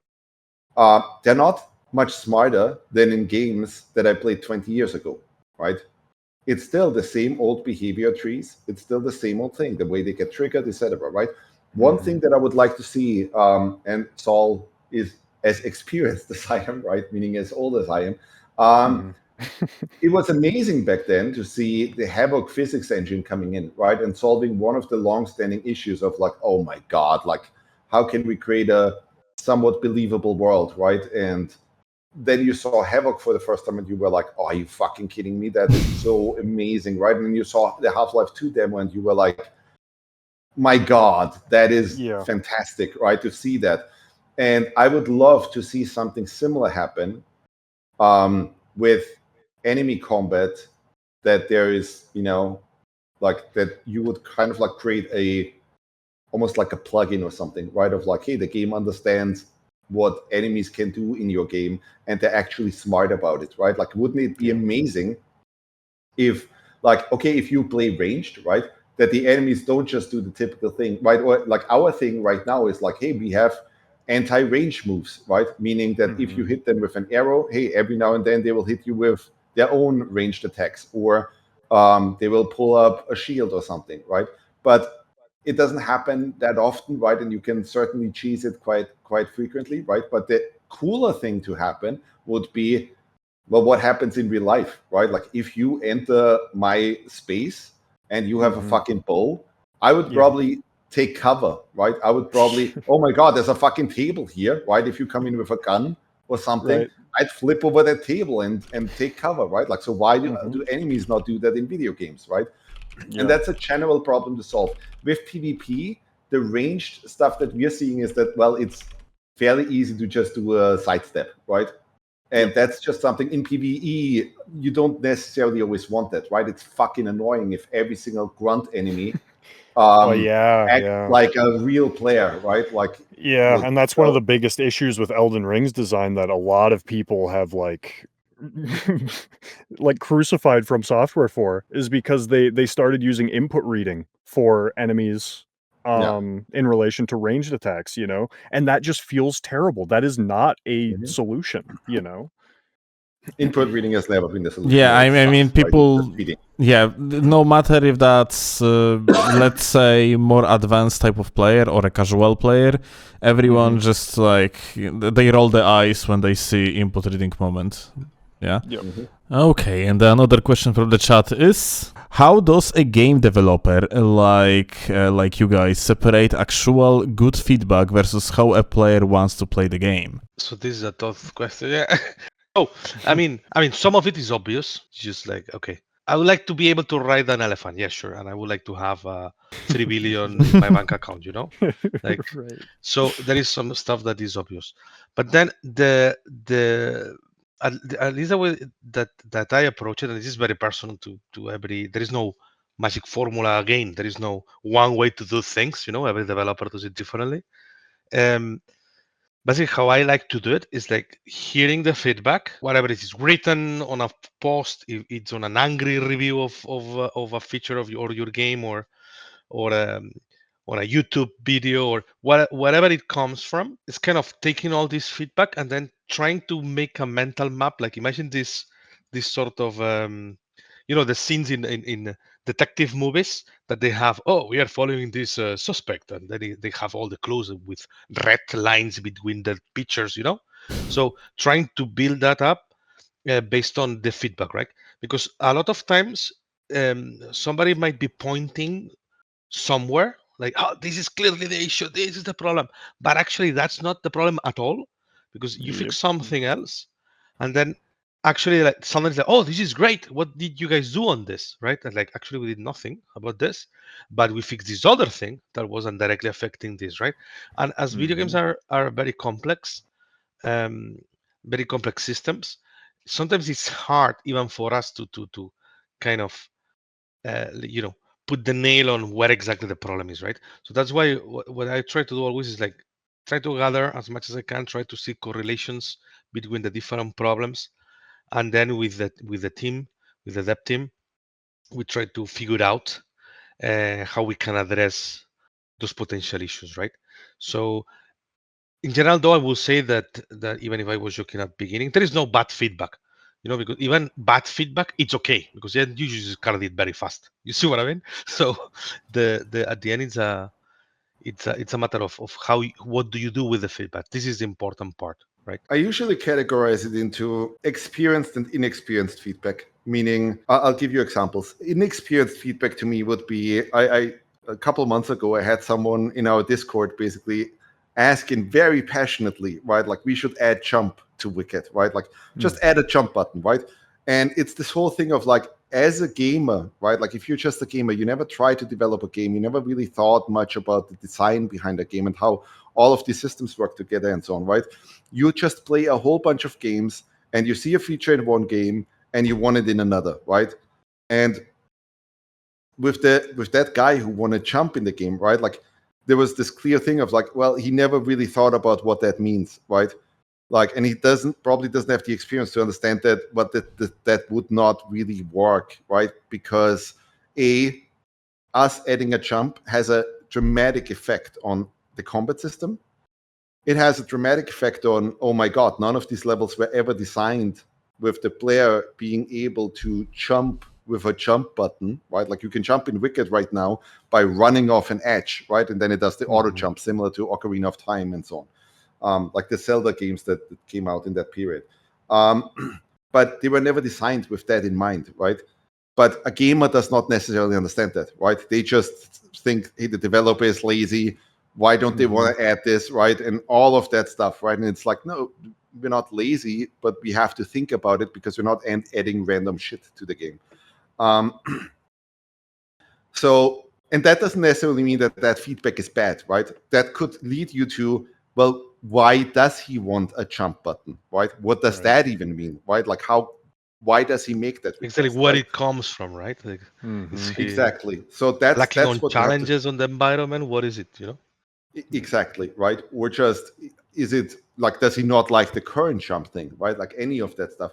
Then the experienced feedback, like some of the feedback that you guys gave right now, like some of the observations that you guys made, right, is that I would put that into experienced feedback, meaning that you guys clearly come from, oh my god, you spent thousands of hours in Souls games, you already kind of like speak the language, and you probably wouldn't, have any problem in our discussions in our own design teams, right, where we discuss these things and debate on like how should we do certain mechanics and that kind of thing, right? And that is obviously easier to address, right? Like if somebody comes in with, oh my god, I thought about this, I played these games for thousands of hours, I know exactly kind of like how this and this and this should work, like why not do it that way, right? That is easier to address. But ultimately, the way I do it is that A, I do that, and B, over the years, I kind of like learned to trust my gut a little bit, right? A lot of times as a developer, you already know, because there's an interesting thing of like how our brains work, right? Where intuitively, you probably will already kind of like just as a snap decision, right? Like understand, oh, that's a good idea, or oh no, that's not a good idea, right? And consciously, you're not understanding fully, well, why do I think that's a good idea, or why do I think that's a bad idea? But I would say as a designer, right, or as a developer, just have the faith to trust that there's probably a million things going on in your brain right now, right, that lead to you having that notion of that's a good idea, that's a bad idea, right? Even production-wise, right? That if I hear somebody wanting to do something like that, obviously what's in your head, or like what's painting your decision is, oh my god, I tried something similar on another project and it was a nightmare. So let's not make that same mistake again, right? So ultimately, it's a lot of that stuff, right? It's a lot of just, is it a good idea? Is it not bad? Is it a bad idea, right? Like, does it strike me as something reasonable to do, right? Like, and does it feel right, right? So that's it. And once you kind of like combine that with, well, I just played the game, right? I just ran a playtest, and that thing that some player brought up would actually really have improved my experience. Great, then let's do it. All right, I got another one. I gotta have to kind of transform this question though, because you guys partially answered part of it, but basically the question is about bringing quote-unquote competent players, for example, from other Souls games, yeah, to give you feedback directly. Do you guys think it is a good idea, let's say, to bring, I don't know, let's say, like Saul in the past, yeah? Saul in the past brought me and another content creator that is focusing solely on the PvP in order to give feedback on the Lords of the Fallen PvP, yeah? Do you guys think it is actually something that makes sense for you, or rather not? Like bringing competent players, maybe like speedrunners and so on from other games is not exactly that good of idea because of, I don't know, potential bias towards game that they are speedrunning and yada yada yada, yeah? So my general question is, what you guys think about bringing a competent players from other games in order to give you feedback on your game? Is that a practice that you guys actually enjoy and you actually do? This is something that maybe you are willing to do with your games from now on in the future. What's your thoughts on it? I mean, I even hired people straight up, right, that I saw that are really good at like Souls games, and they tried Wicked, and they made their videos where they broke things down and so on, and I was like, okay, well, let's pop them a mail, right? Let's see if they would actually like to work in our QA team, right? Like because if they're already spending this much energy on like breaking down how the game works and this and that, right? Like they might as well just do that for us, right? And we get all that information right away and don't have to wait for a release and then breaking down and so on. So that makes sense. The only request there I would have is that, no, they do still need to be familiar with your title, right? Because, for example, with us, yes, we have Souls-like combat in the game. Like, it is very similar to Souls or Monster Hunter or that kind of thing, right?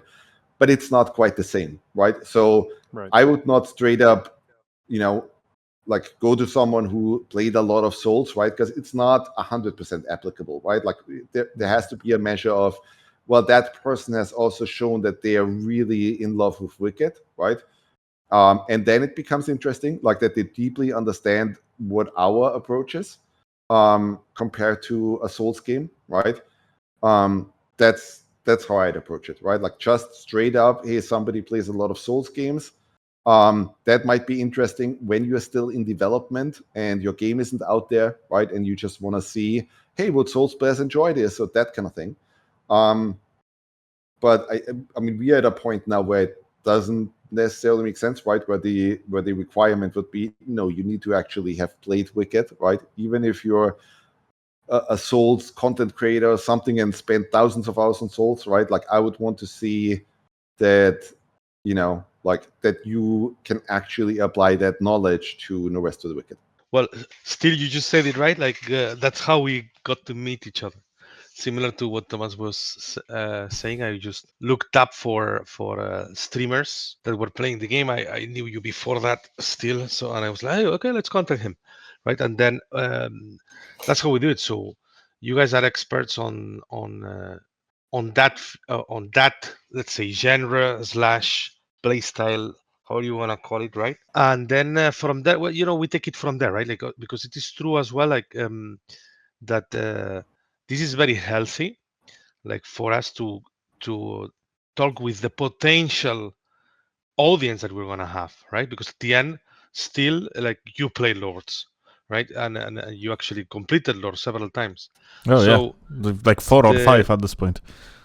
Exactly. So then that's the feedback that you can give us, even if it's based on other games. It's very valuable for us, right? Then of course, as we said before, we filter, right? Because sometimes we filter because we don't have time, like as you very well know still. Yeah. We want to know, like how do you think, how do you approach things, so we can make sure that we're doing the right thing, right? So there is a lot of checkpoints that we do, right? With a lot of different angles. We talk to a lot of people and we get feedback from a lot of different sources, right?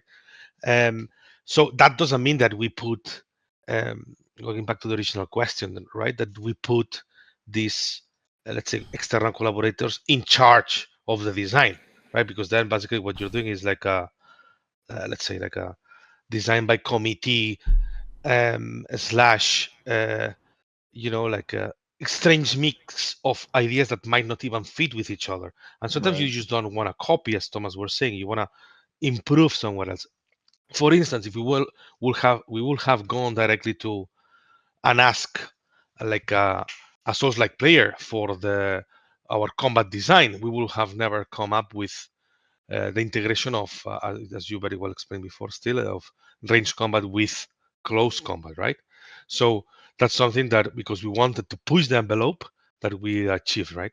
So it's always a balance work, but it's always very healthy, even if sometimes it's just to confirm the opposite, like, okay, yes, but we're still going to do the other thing, because then you convince yourself and your team that, okay, this gut feeling that Thomas was explaining is actually something that we don't want to let go, so it is very, very helpful. On top of this, for instance, like as I was explaining before, we work with Yui. She's an amazing developer, and I repeat it, an amazing person. That we did that also for Seamless Co-op, right? We talked to her, we worked with her, we heard what she had to say, what recommendations she had, what were the things that she was getting roasted from the community. Even the Seamless Co-op, we all agree it's amazing. There is still people that complains. Okay, so she also and you is told us about that feedback. Yeah, you is that type of person too that actually cares even too much about negative feedback. Like I would say that like sometimes Yui actually I guess that's also a good individual to give the feedback, because she basically definitely takes to heart way too much what random guy on Discord actually would potentially say. But I guess it is net positive for you, because then you get in a lot of feedback in that process. That is the internet, though, right? Like you have to kind of like be okay with that. Like it is what it is, right? There are crazy people out there. Like I got the first death threats ever after I posted on Twitter that, hey, we're currently not making Ori 3, right? And that was followed by some guy finding out our office address, right? Like my office address, and basically threatening to be there at night, right? To kind of like, do something to me. And all of that kind of craziness, right? And there's always nasty shit that you wake up to, right? Like you change the balance in something, right? And you get an avalanche of hate and so on, right? But ultimately, by the way, sorry, Thomas. Ultimately, that's you are not doing that's Ori the 3? 1 or 2%. What do you mean you are not doing Ori 3? Excuse me? Jesus Christ. But ultimately, that's just my experience, is that is the 1% or something, right? Like generally, like, talking to people online and all of that, like 99% of those interactions are good. And I love that about games, right? There's recently been a lot of this stuff, like over the past couple of years, right? Where AAA developers, like some of them actively post on Twitter, like, oh, I hate gamers, they're the worst, and so on, right? And it's like, that is such a fucking stupid thing to say. Like, gamers are the most passionate audience that you could have. They love your product. They spend thousands of hours playing this stuff. They think about it constantly, right? Like, name me another medium, any other product where people are that passionate. I'll wait, right? Like, it doesn't exist, right? Gamers are the most passionate ever, right? So you are wrong in your head, right? Like something is wrong with you if you like harbor these feelings of like, oh, I hate gamers and I work in games. It's fucking insane. And actually, it's indeed, there is a lot of passion, to the point of that you see really silly shit. Like I remember a review with more than 400 hours on Lords, and saying the game doesn't have enough content. It's like, what? You play for 400 hours? Excuse me, sir? Well, this guy expected to play 4,000 hours. Like, what? Exactly. Dude, we get Steam reviews like that all the time, right? Like there's Steam reviews of like, oh, this guy played hundreds of hours of No Rest for the Wicked, and now he gives us a negative review because there's not enough content in the game, right? It's just And the thing is like, so why did you play 400 hours in the first place? If you don't like it, it's like, don't you have better things to do, sir?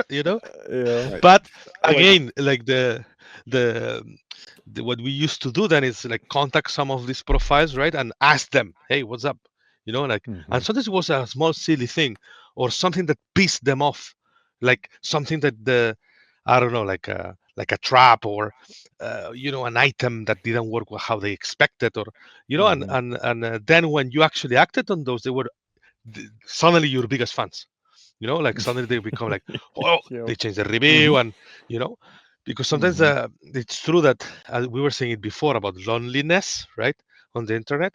Loneliness can lead to a lot of these things, of people acting weird, like not being themselves, really, right? That is actually absolutely 100%. Like I made the same experience, right? That you had people that were like really aggressive and shitty, right? But then once you interact with them, they're sweethearts, right? But there's just like, that's just something that globally we just have to work on, right? That people feel mistreated or something, right? So they give shit to everything else.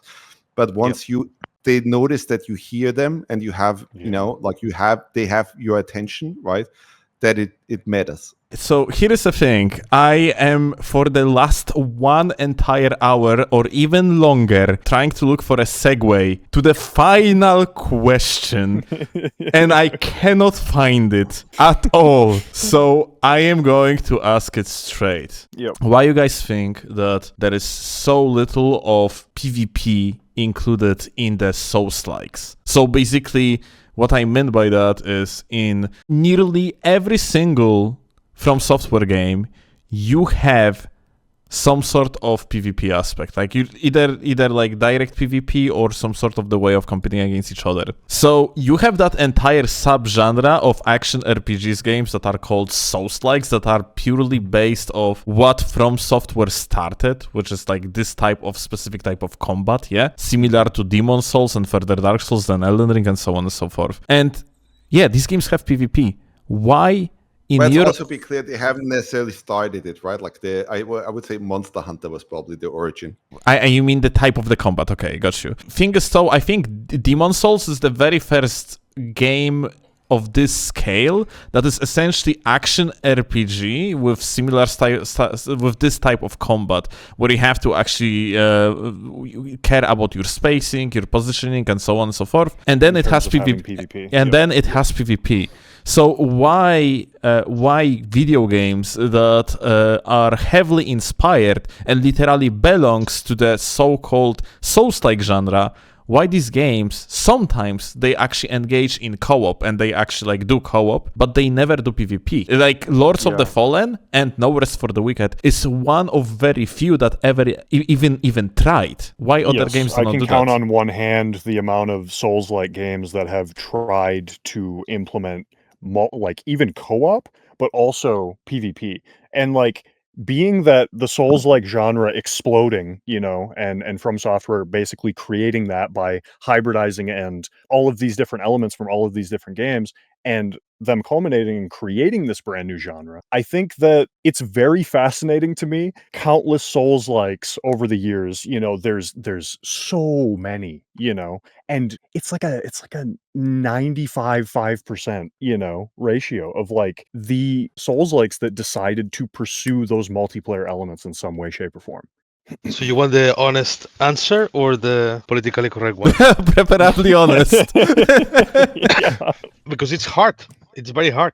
So building a game on single player, it's very hard too, right? And you have certain, let's say, challenges that you need to face, right? Like about the pacing of the story, balancing, like everything going, you know, like being engaging, putting novelties. There is a lot of challenges, right? In a, let's say, in a classic linear PvE game like Resident Evil Requiem, which we can all agree it's a 10 out of 10, right? So that has certain challenges, right? And then when you go into multiplayer, in the multiplayer wall, let's say, you have other challenges, right? Technical challenges, design challenges in all fronts. Everybody gets affected, even art gets affected. So the art, animation, etc., right? So it's hard. So if you think, and it is actually part of the audience actually reacts like this to this type of game, if you think that your audience mainly what they want is mainly the PvE experience, right? Just playing a story, you know, going through an adventure, living the hero's journey on their own, then why would you add cooperative or PvP, right? So it depends a lot on who you think is your audience, and how do you actually want to make these systems, right? Like, what does this bring to the table? Why are you actually making this, right? Because it's very hard. Like everything that you do in single player, you do it in one way, and when you do it for multiplayer, you take a completely different path. You know, exponentially more complex when you throw that into the mix, I would imagine. You know, exactly. Saul is completely correct. The reason why you don't see it, or why most of these games are single player, is because it is exponentially more complex. It's unbelievably more complex. So No Rest for the Wicked, for example, has always worked on the quantum network engine, which is basically a rollback network engine and so on, and the entire game is hammer that point home, by the way, Thomas, because we as FromSoftware PvP enjoyers, we have been brutalized by FromSoftware's netcode issues. So like you saying that your game has rollback fighting game netcode in a similar experience providing the similar experience of what the other games provide is insane. That's exactly. So that's one of the kind of like magic things that when people tried our co-op, right? Even with shit ping and so on, it feels mostly like local LAN, right? Like it feels really, really good to play. Whereas your typical Souls-like experience, if you play PvP, like we've all gone through the whole oh, that character is constantly warping and lagging around, and I just got Yeah. backstabbed by someone. I don't even know Yeah. how that happened, right? Yeah, a mile And away. it's fucking ludicrous. That's the Yeah. thing I'm worrying about. Like, will they actually change the entire netcode layer and all of it for Mhm. the upcoming games, right? Because honestly, I kind of doubt it, because that is fundamentally I think shitty that's a heart complex. It's surgery moment. unbelievably hard. Mhm. Exactly. So, and will you be able to do that heart surgery, right? Like, because Right. they've ran with this approach now for 17 years, right? Like, what is Mhm. the chance that, in the next couple of years they'll fix it? Right. But we decided that from the very start, right? That, well, we saw already Souls games have that problem, right? So as we make No Rest for the Wicked, let's use a really modern network engine, yet let's actually build it on that, right? So that it does have rollback netcode from the start and so on, right? Because if at some point we want to do PvP and all of those things, right, like, you will need rollback netcode, because otherwise it's never going to be working that way. The other thing I wanted to mention is, well, also because just of the complexity of it, right? Like, you see Sakurai, basically the health software guy who was in charge, or is in charge, of the Smash Bros. Series at Mhm. Nintendo, right? He's always been very skeptical of the whole, is Smash Bros. A fighting game, and is it in the same league as like a Street Fighter or that kind of thing, right? Like, he's always been like, don't even put me into that same thing, because I don't support like the competitive thing.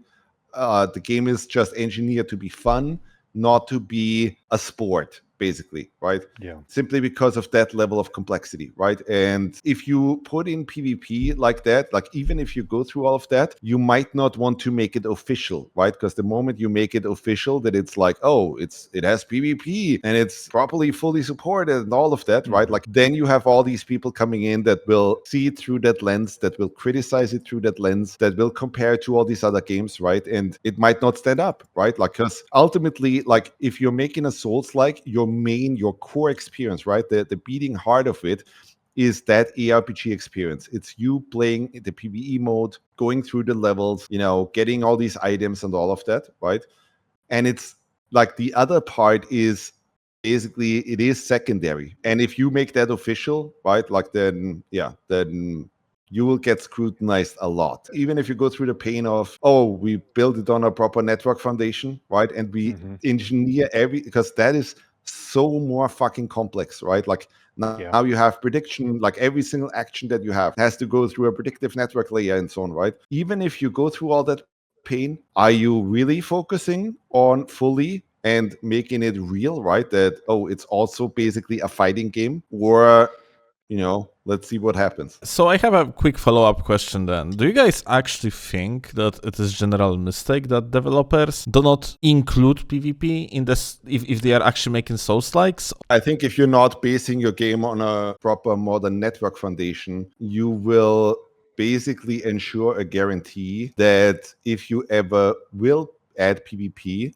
you will have to go through an extremely painful process of re-engineering the entire game, which is almost like redoing the entire engine, right? Yep. Or, which is basically what FromSoftware is facing now, right? Will they do it? I don't know. Nobody knows. Or you are just okay with, no, I'm just doing like single player game, right? Like, that's it. That's what all it'll ever be. So usually it is, in your opinion, just better decision to focus on one thing rather than fail in both ways. I don't know. We made the decision to do both at once, right? But it made development incredibly more complex. Like, do you regret it though? No, I don't, because the Together update sold incredibly well, right? And now we can do all these crazy Yeah, the multiplayer proof's in things the and so pudding on. there. Yeah, right. Like, in many ways, the foundation that we have and the framework that we have now is already a lot more powerful than what a Dark Souls and so on can do, right? But we haven't really seen that play out yet, right? Simply because, well, Dark Souls is based on extremely old network on extremely old network code that clearly isn't producing amazing results, right? Like, you're already seeing that. But it's a stupid thing to do, right? Like, it isn't something that you really need to do or want to do if all you want to do is, hey, I'm shipping a single player Souls-like. Right, because that is the foundation and core gameplay design of what makes these games successful. Because at the end of the day, and this is something that everybody, in this community and your community and the people that enjoy Souls PvP at large, you know, or any community for any game that is engaging with a secondary based PvP system supplementary to a overall core PvE based game, you have to realize that you guys are engaging with a system that, yes, it is integral to the game's core systems and how we've experienced it with FromSoftware games. Yes, you know, we value it very highly for the impact that it's had on us and things of that nature. But cutting it down to brass tacks, 90%, I would argue the percentage is probably even much higher, of the people that engaged with FromSoftware's games at large have never interfaced with a multiplayer system, period. You know, they have never got to experience invasions. They never got to experience co-op. Look at Elden Ring. That example is the pinnacle example, I think, of this, you know? And it's like, we are a very small subset of that overall, like, you know, experience of that game, you know, and that's important to realize, but it's not something to be, you know, like reductive or like, oh my God, you know, that means that we don't matter or anything like that, because obviously everything that we've been talking about up until this point today, and the whole reason why this podcast even exists, is because FromSoftware saw fit and a reason to include those systems in their games. You know, there is an intrinsic value in that, you know, and it's not to be dismissive or reductive of that particular element. It's just that overall, we are a very small subset of the overall success, quote unquote, of what makes these games what they are, you know. And I think this might be a controversial statement, but I think that the FromSoftware series at large would have been just as successful, if not more so, without having those in, period. You know, they are supplemental, and they do add a lot, especially the asynchronous multiplayer features and things like that, right? But at the end of the day, there's a very small percentage of the overall consumer base and demographic that plays and engages with these games that don't interface with it at all. And I think, rounding out the point with this, why we've seen so many Souls-likes and developers responsible for putting out said Souls-likes have completely cut out all of those multiplayer-based elements, because they know at a certain point that, hey, the core foundational elements here are still going to provide us with success, you know? So that's I very think, true, the Frosty. And ugly truth. I would completely agree with you, right? So as a developer, you have to ask yourself the question, like, am I making the game for the 95% of my Yes. audience, or am I Yep. making it for the 5%, right? Yep. At the same time, I think everybody in this call here will agree that 5% doesn't have to stay at 5%, right? If we tackle multiplayer Yes. right in Souls games, right?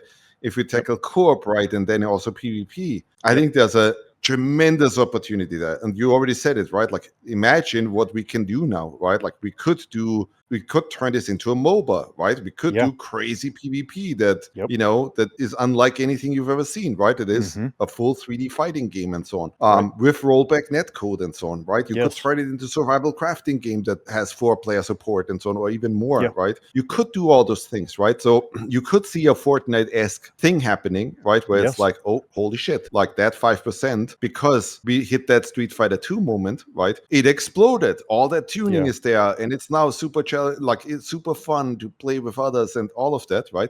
But as a developer, if you're not fucking crazy, right, then you will probably make the decision that, I'll start with the 95%, and then let's see what happens. Yep, Yeah, exactly. but let's and also remark one thing that is important, is that cooperative games nowadays, this is data from 2025, right? It's 40% of all the games sold on Steam. And not only this, cooperative games outperform dramatically non-cooperative games on unit sales by a factor of 8. Okay, so this goes back to the beginning when we were talking about isolation and people playing, you know. So there is a need and a starvation for interacting in multiplayer worlds, right? Yes. Be it co-op, be it PvP, etc. But it's very complicated. You know, like, as you see, both me and Thomas, we are like, hey, guys, this is very complex. So just for you guys to understand, imagine in your house, like, you just look in your room, right? And now try to put a wire cable to every item on the room. Yeah. Okay. That's basically what you're doing. And then you're going to have a spaghetti of cables, right? Yeah. So then you say, okay, so let's use Bluetooth, right? So let's put a Bluetooth receiver on every item on your room, like more modern system, like Thomas was describing, right? Okay, it's a bit more comfortable, but it has its own issues too. You know what I mean? Like Mhm. nothing is like it's very complex, right? Yeah. And then And once you're done with the wiring, right? Like now you have to think, oh, these fucking cables burn through all the Exactly. time. So So you let's need to actually check add 3 cables so that if one fails, the other 2 come through, right? Exactly, dude. Yeah. and then you have this guy, and this is very funny, that comes into the room, puts the helmet on, but has a fucking tin cap, you know? And then, hey, I don't receive signals. Why? It's like, oh, holy shit. You know? Because this happens too. Right. This is actually the best question of entire podcast. I'm so glad. Finally made it. Perfect way to wrap everything up, dude. Oh, this is amazing. But yeah, no, and like just to round out the overall point, you know, like Thomas, what you talked about with what you're seeing with the engagement metrics, you know, of people that are engaging with the Rest for the Wicked, you know, it's like it's 50-50, you know, between the people that want to engage with the co-op and the people that want to play solo. And that proves right there that the want and the need and the desire for these things in a wide array of video games, people want it. They crave it. They fucking love it, dude, you know? And that is the main thing to take away out of this entire discussion, you know? And like, it breeds so much life, I think, going forward, you know, if that is at the forefront of these types of experiences, you know, and at the forefront of the minds of the developers that are crafting these kinds of experience and things like that, you know, just being more aware of that as a concept, and that, yes, if you build it, they will come, you know, that's it. I think we should end it up probably with, also from the gamer perspective, right? Like once gamers would actually look into all of this and would see how the sausage gets made, right? I think they would have a harder time immediately going, oh, these lazy fucking developers. I know, dude. A content update in like 8 weeks. What the fuck? You know, it's like, dude, we're literally almost like, it's almost like building a fucking rocket, right? Give us a fucking break. You know? Yeah. No, and I really appreciate you saying that too, dude, because it's like, that's one of the biggest, you know, discrepancies I see online is like people have no idea how complex even one system is in relation to game design, game development, you know, and what it takes to implement said thing. Let me ask actually one more question, because I'm interested myself. So I'm pretty fucking crazy, right? I'm lucky enough that I have a wife that understands that I'm mad. And I am. I'm fucking 42 years old. I have 2 kids, and I still work basically 16 hours a day, right? I have many weeks where I'm not even able to go to bed because I've worked my ass off, and I just fall asleep on the couch in my office, and I don't have the strength anymore to go up to my bed. I have a fucking toothbrush in my office, right? I would like to hear from Saul, kind of like, hey, I'm still pulling these numbers, right? And it is kind of crazy, but given the challenge that we set for ourselves, well, that's kind of like what is required. But what has it been like for you? Because you've worked on a Souls, like, you know how difficult it is and how complex it is, right? Were you also in that camp of just, oh my God, like I'm putting so many fucking hours into this, or how did it go for you? Absolutely. Basically, the way that I like to work is like led by example, right? And then the passion is what drives me forward, right? Like passion to make these games, these very complex systems that you don't know how, but at the end it kind of works, you know? Like imagine the scene in Frankenstein, it's alive. So kind of that moment. So basically you are, let's say, enduring through months and months and months of like 12, 14, 16-hour work days for that moment at the end, right? In which you launch and then you receive the feedback. You know, it's you need to be made of a special paste to. You need to be a little bit crazy. Yeah, you need to definitely be a little bit crazy if you want to do it, right? And that's why I said, like, hey, gamers out there, right? Like, if shit goes wrong, right, or if we don't get the balance quite right every single time we release something, right? Yeah. Maybe have the patience to wait a day or two, right? Give us a break, like we'll figure it out. But yeah, it's a ton of work, and like good developers already have your interest at heart, right? Like we're trying to build the best thing for you, right? But it is like just realize that is an unbelievably complex thing to do. Okay, and Without a doubt. I think that being said, thank you a lot for participating in this brief 2 hours long podcast. Let me actually see. Oh, yeah, great. It is 5 hours and 1 minute on my recorder right now. Wow. Good luck editing it. Thank you. God fucking damn it. So, thank you, When Saul. next updates delays, then I'll tell people Steel and Frosty is their fault. We're to blame, dude. Yeah, we'll happily take the blame for that one.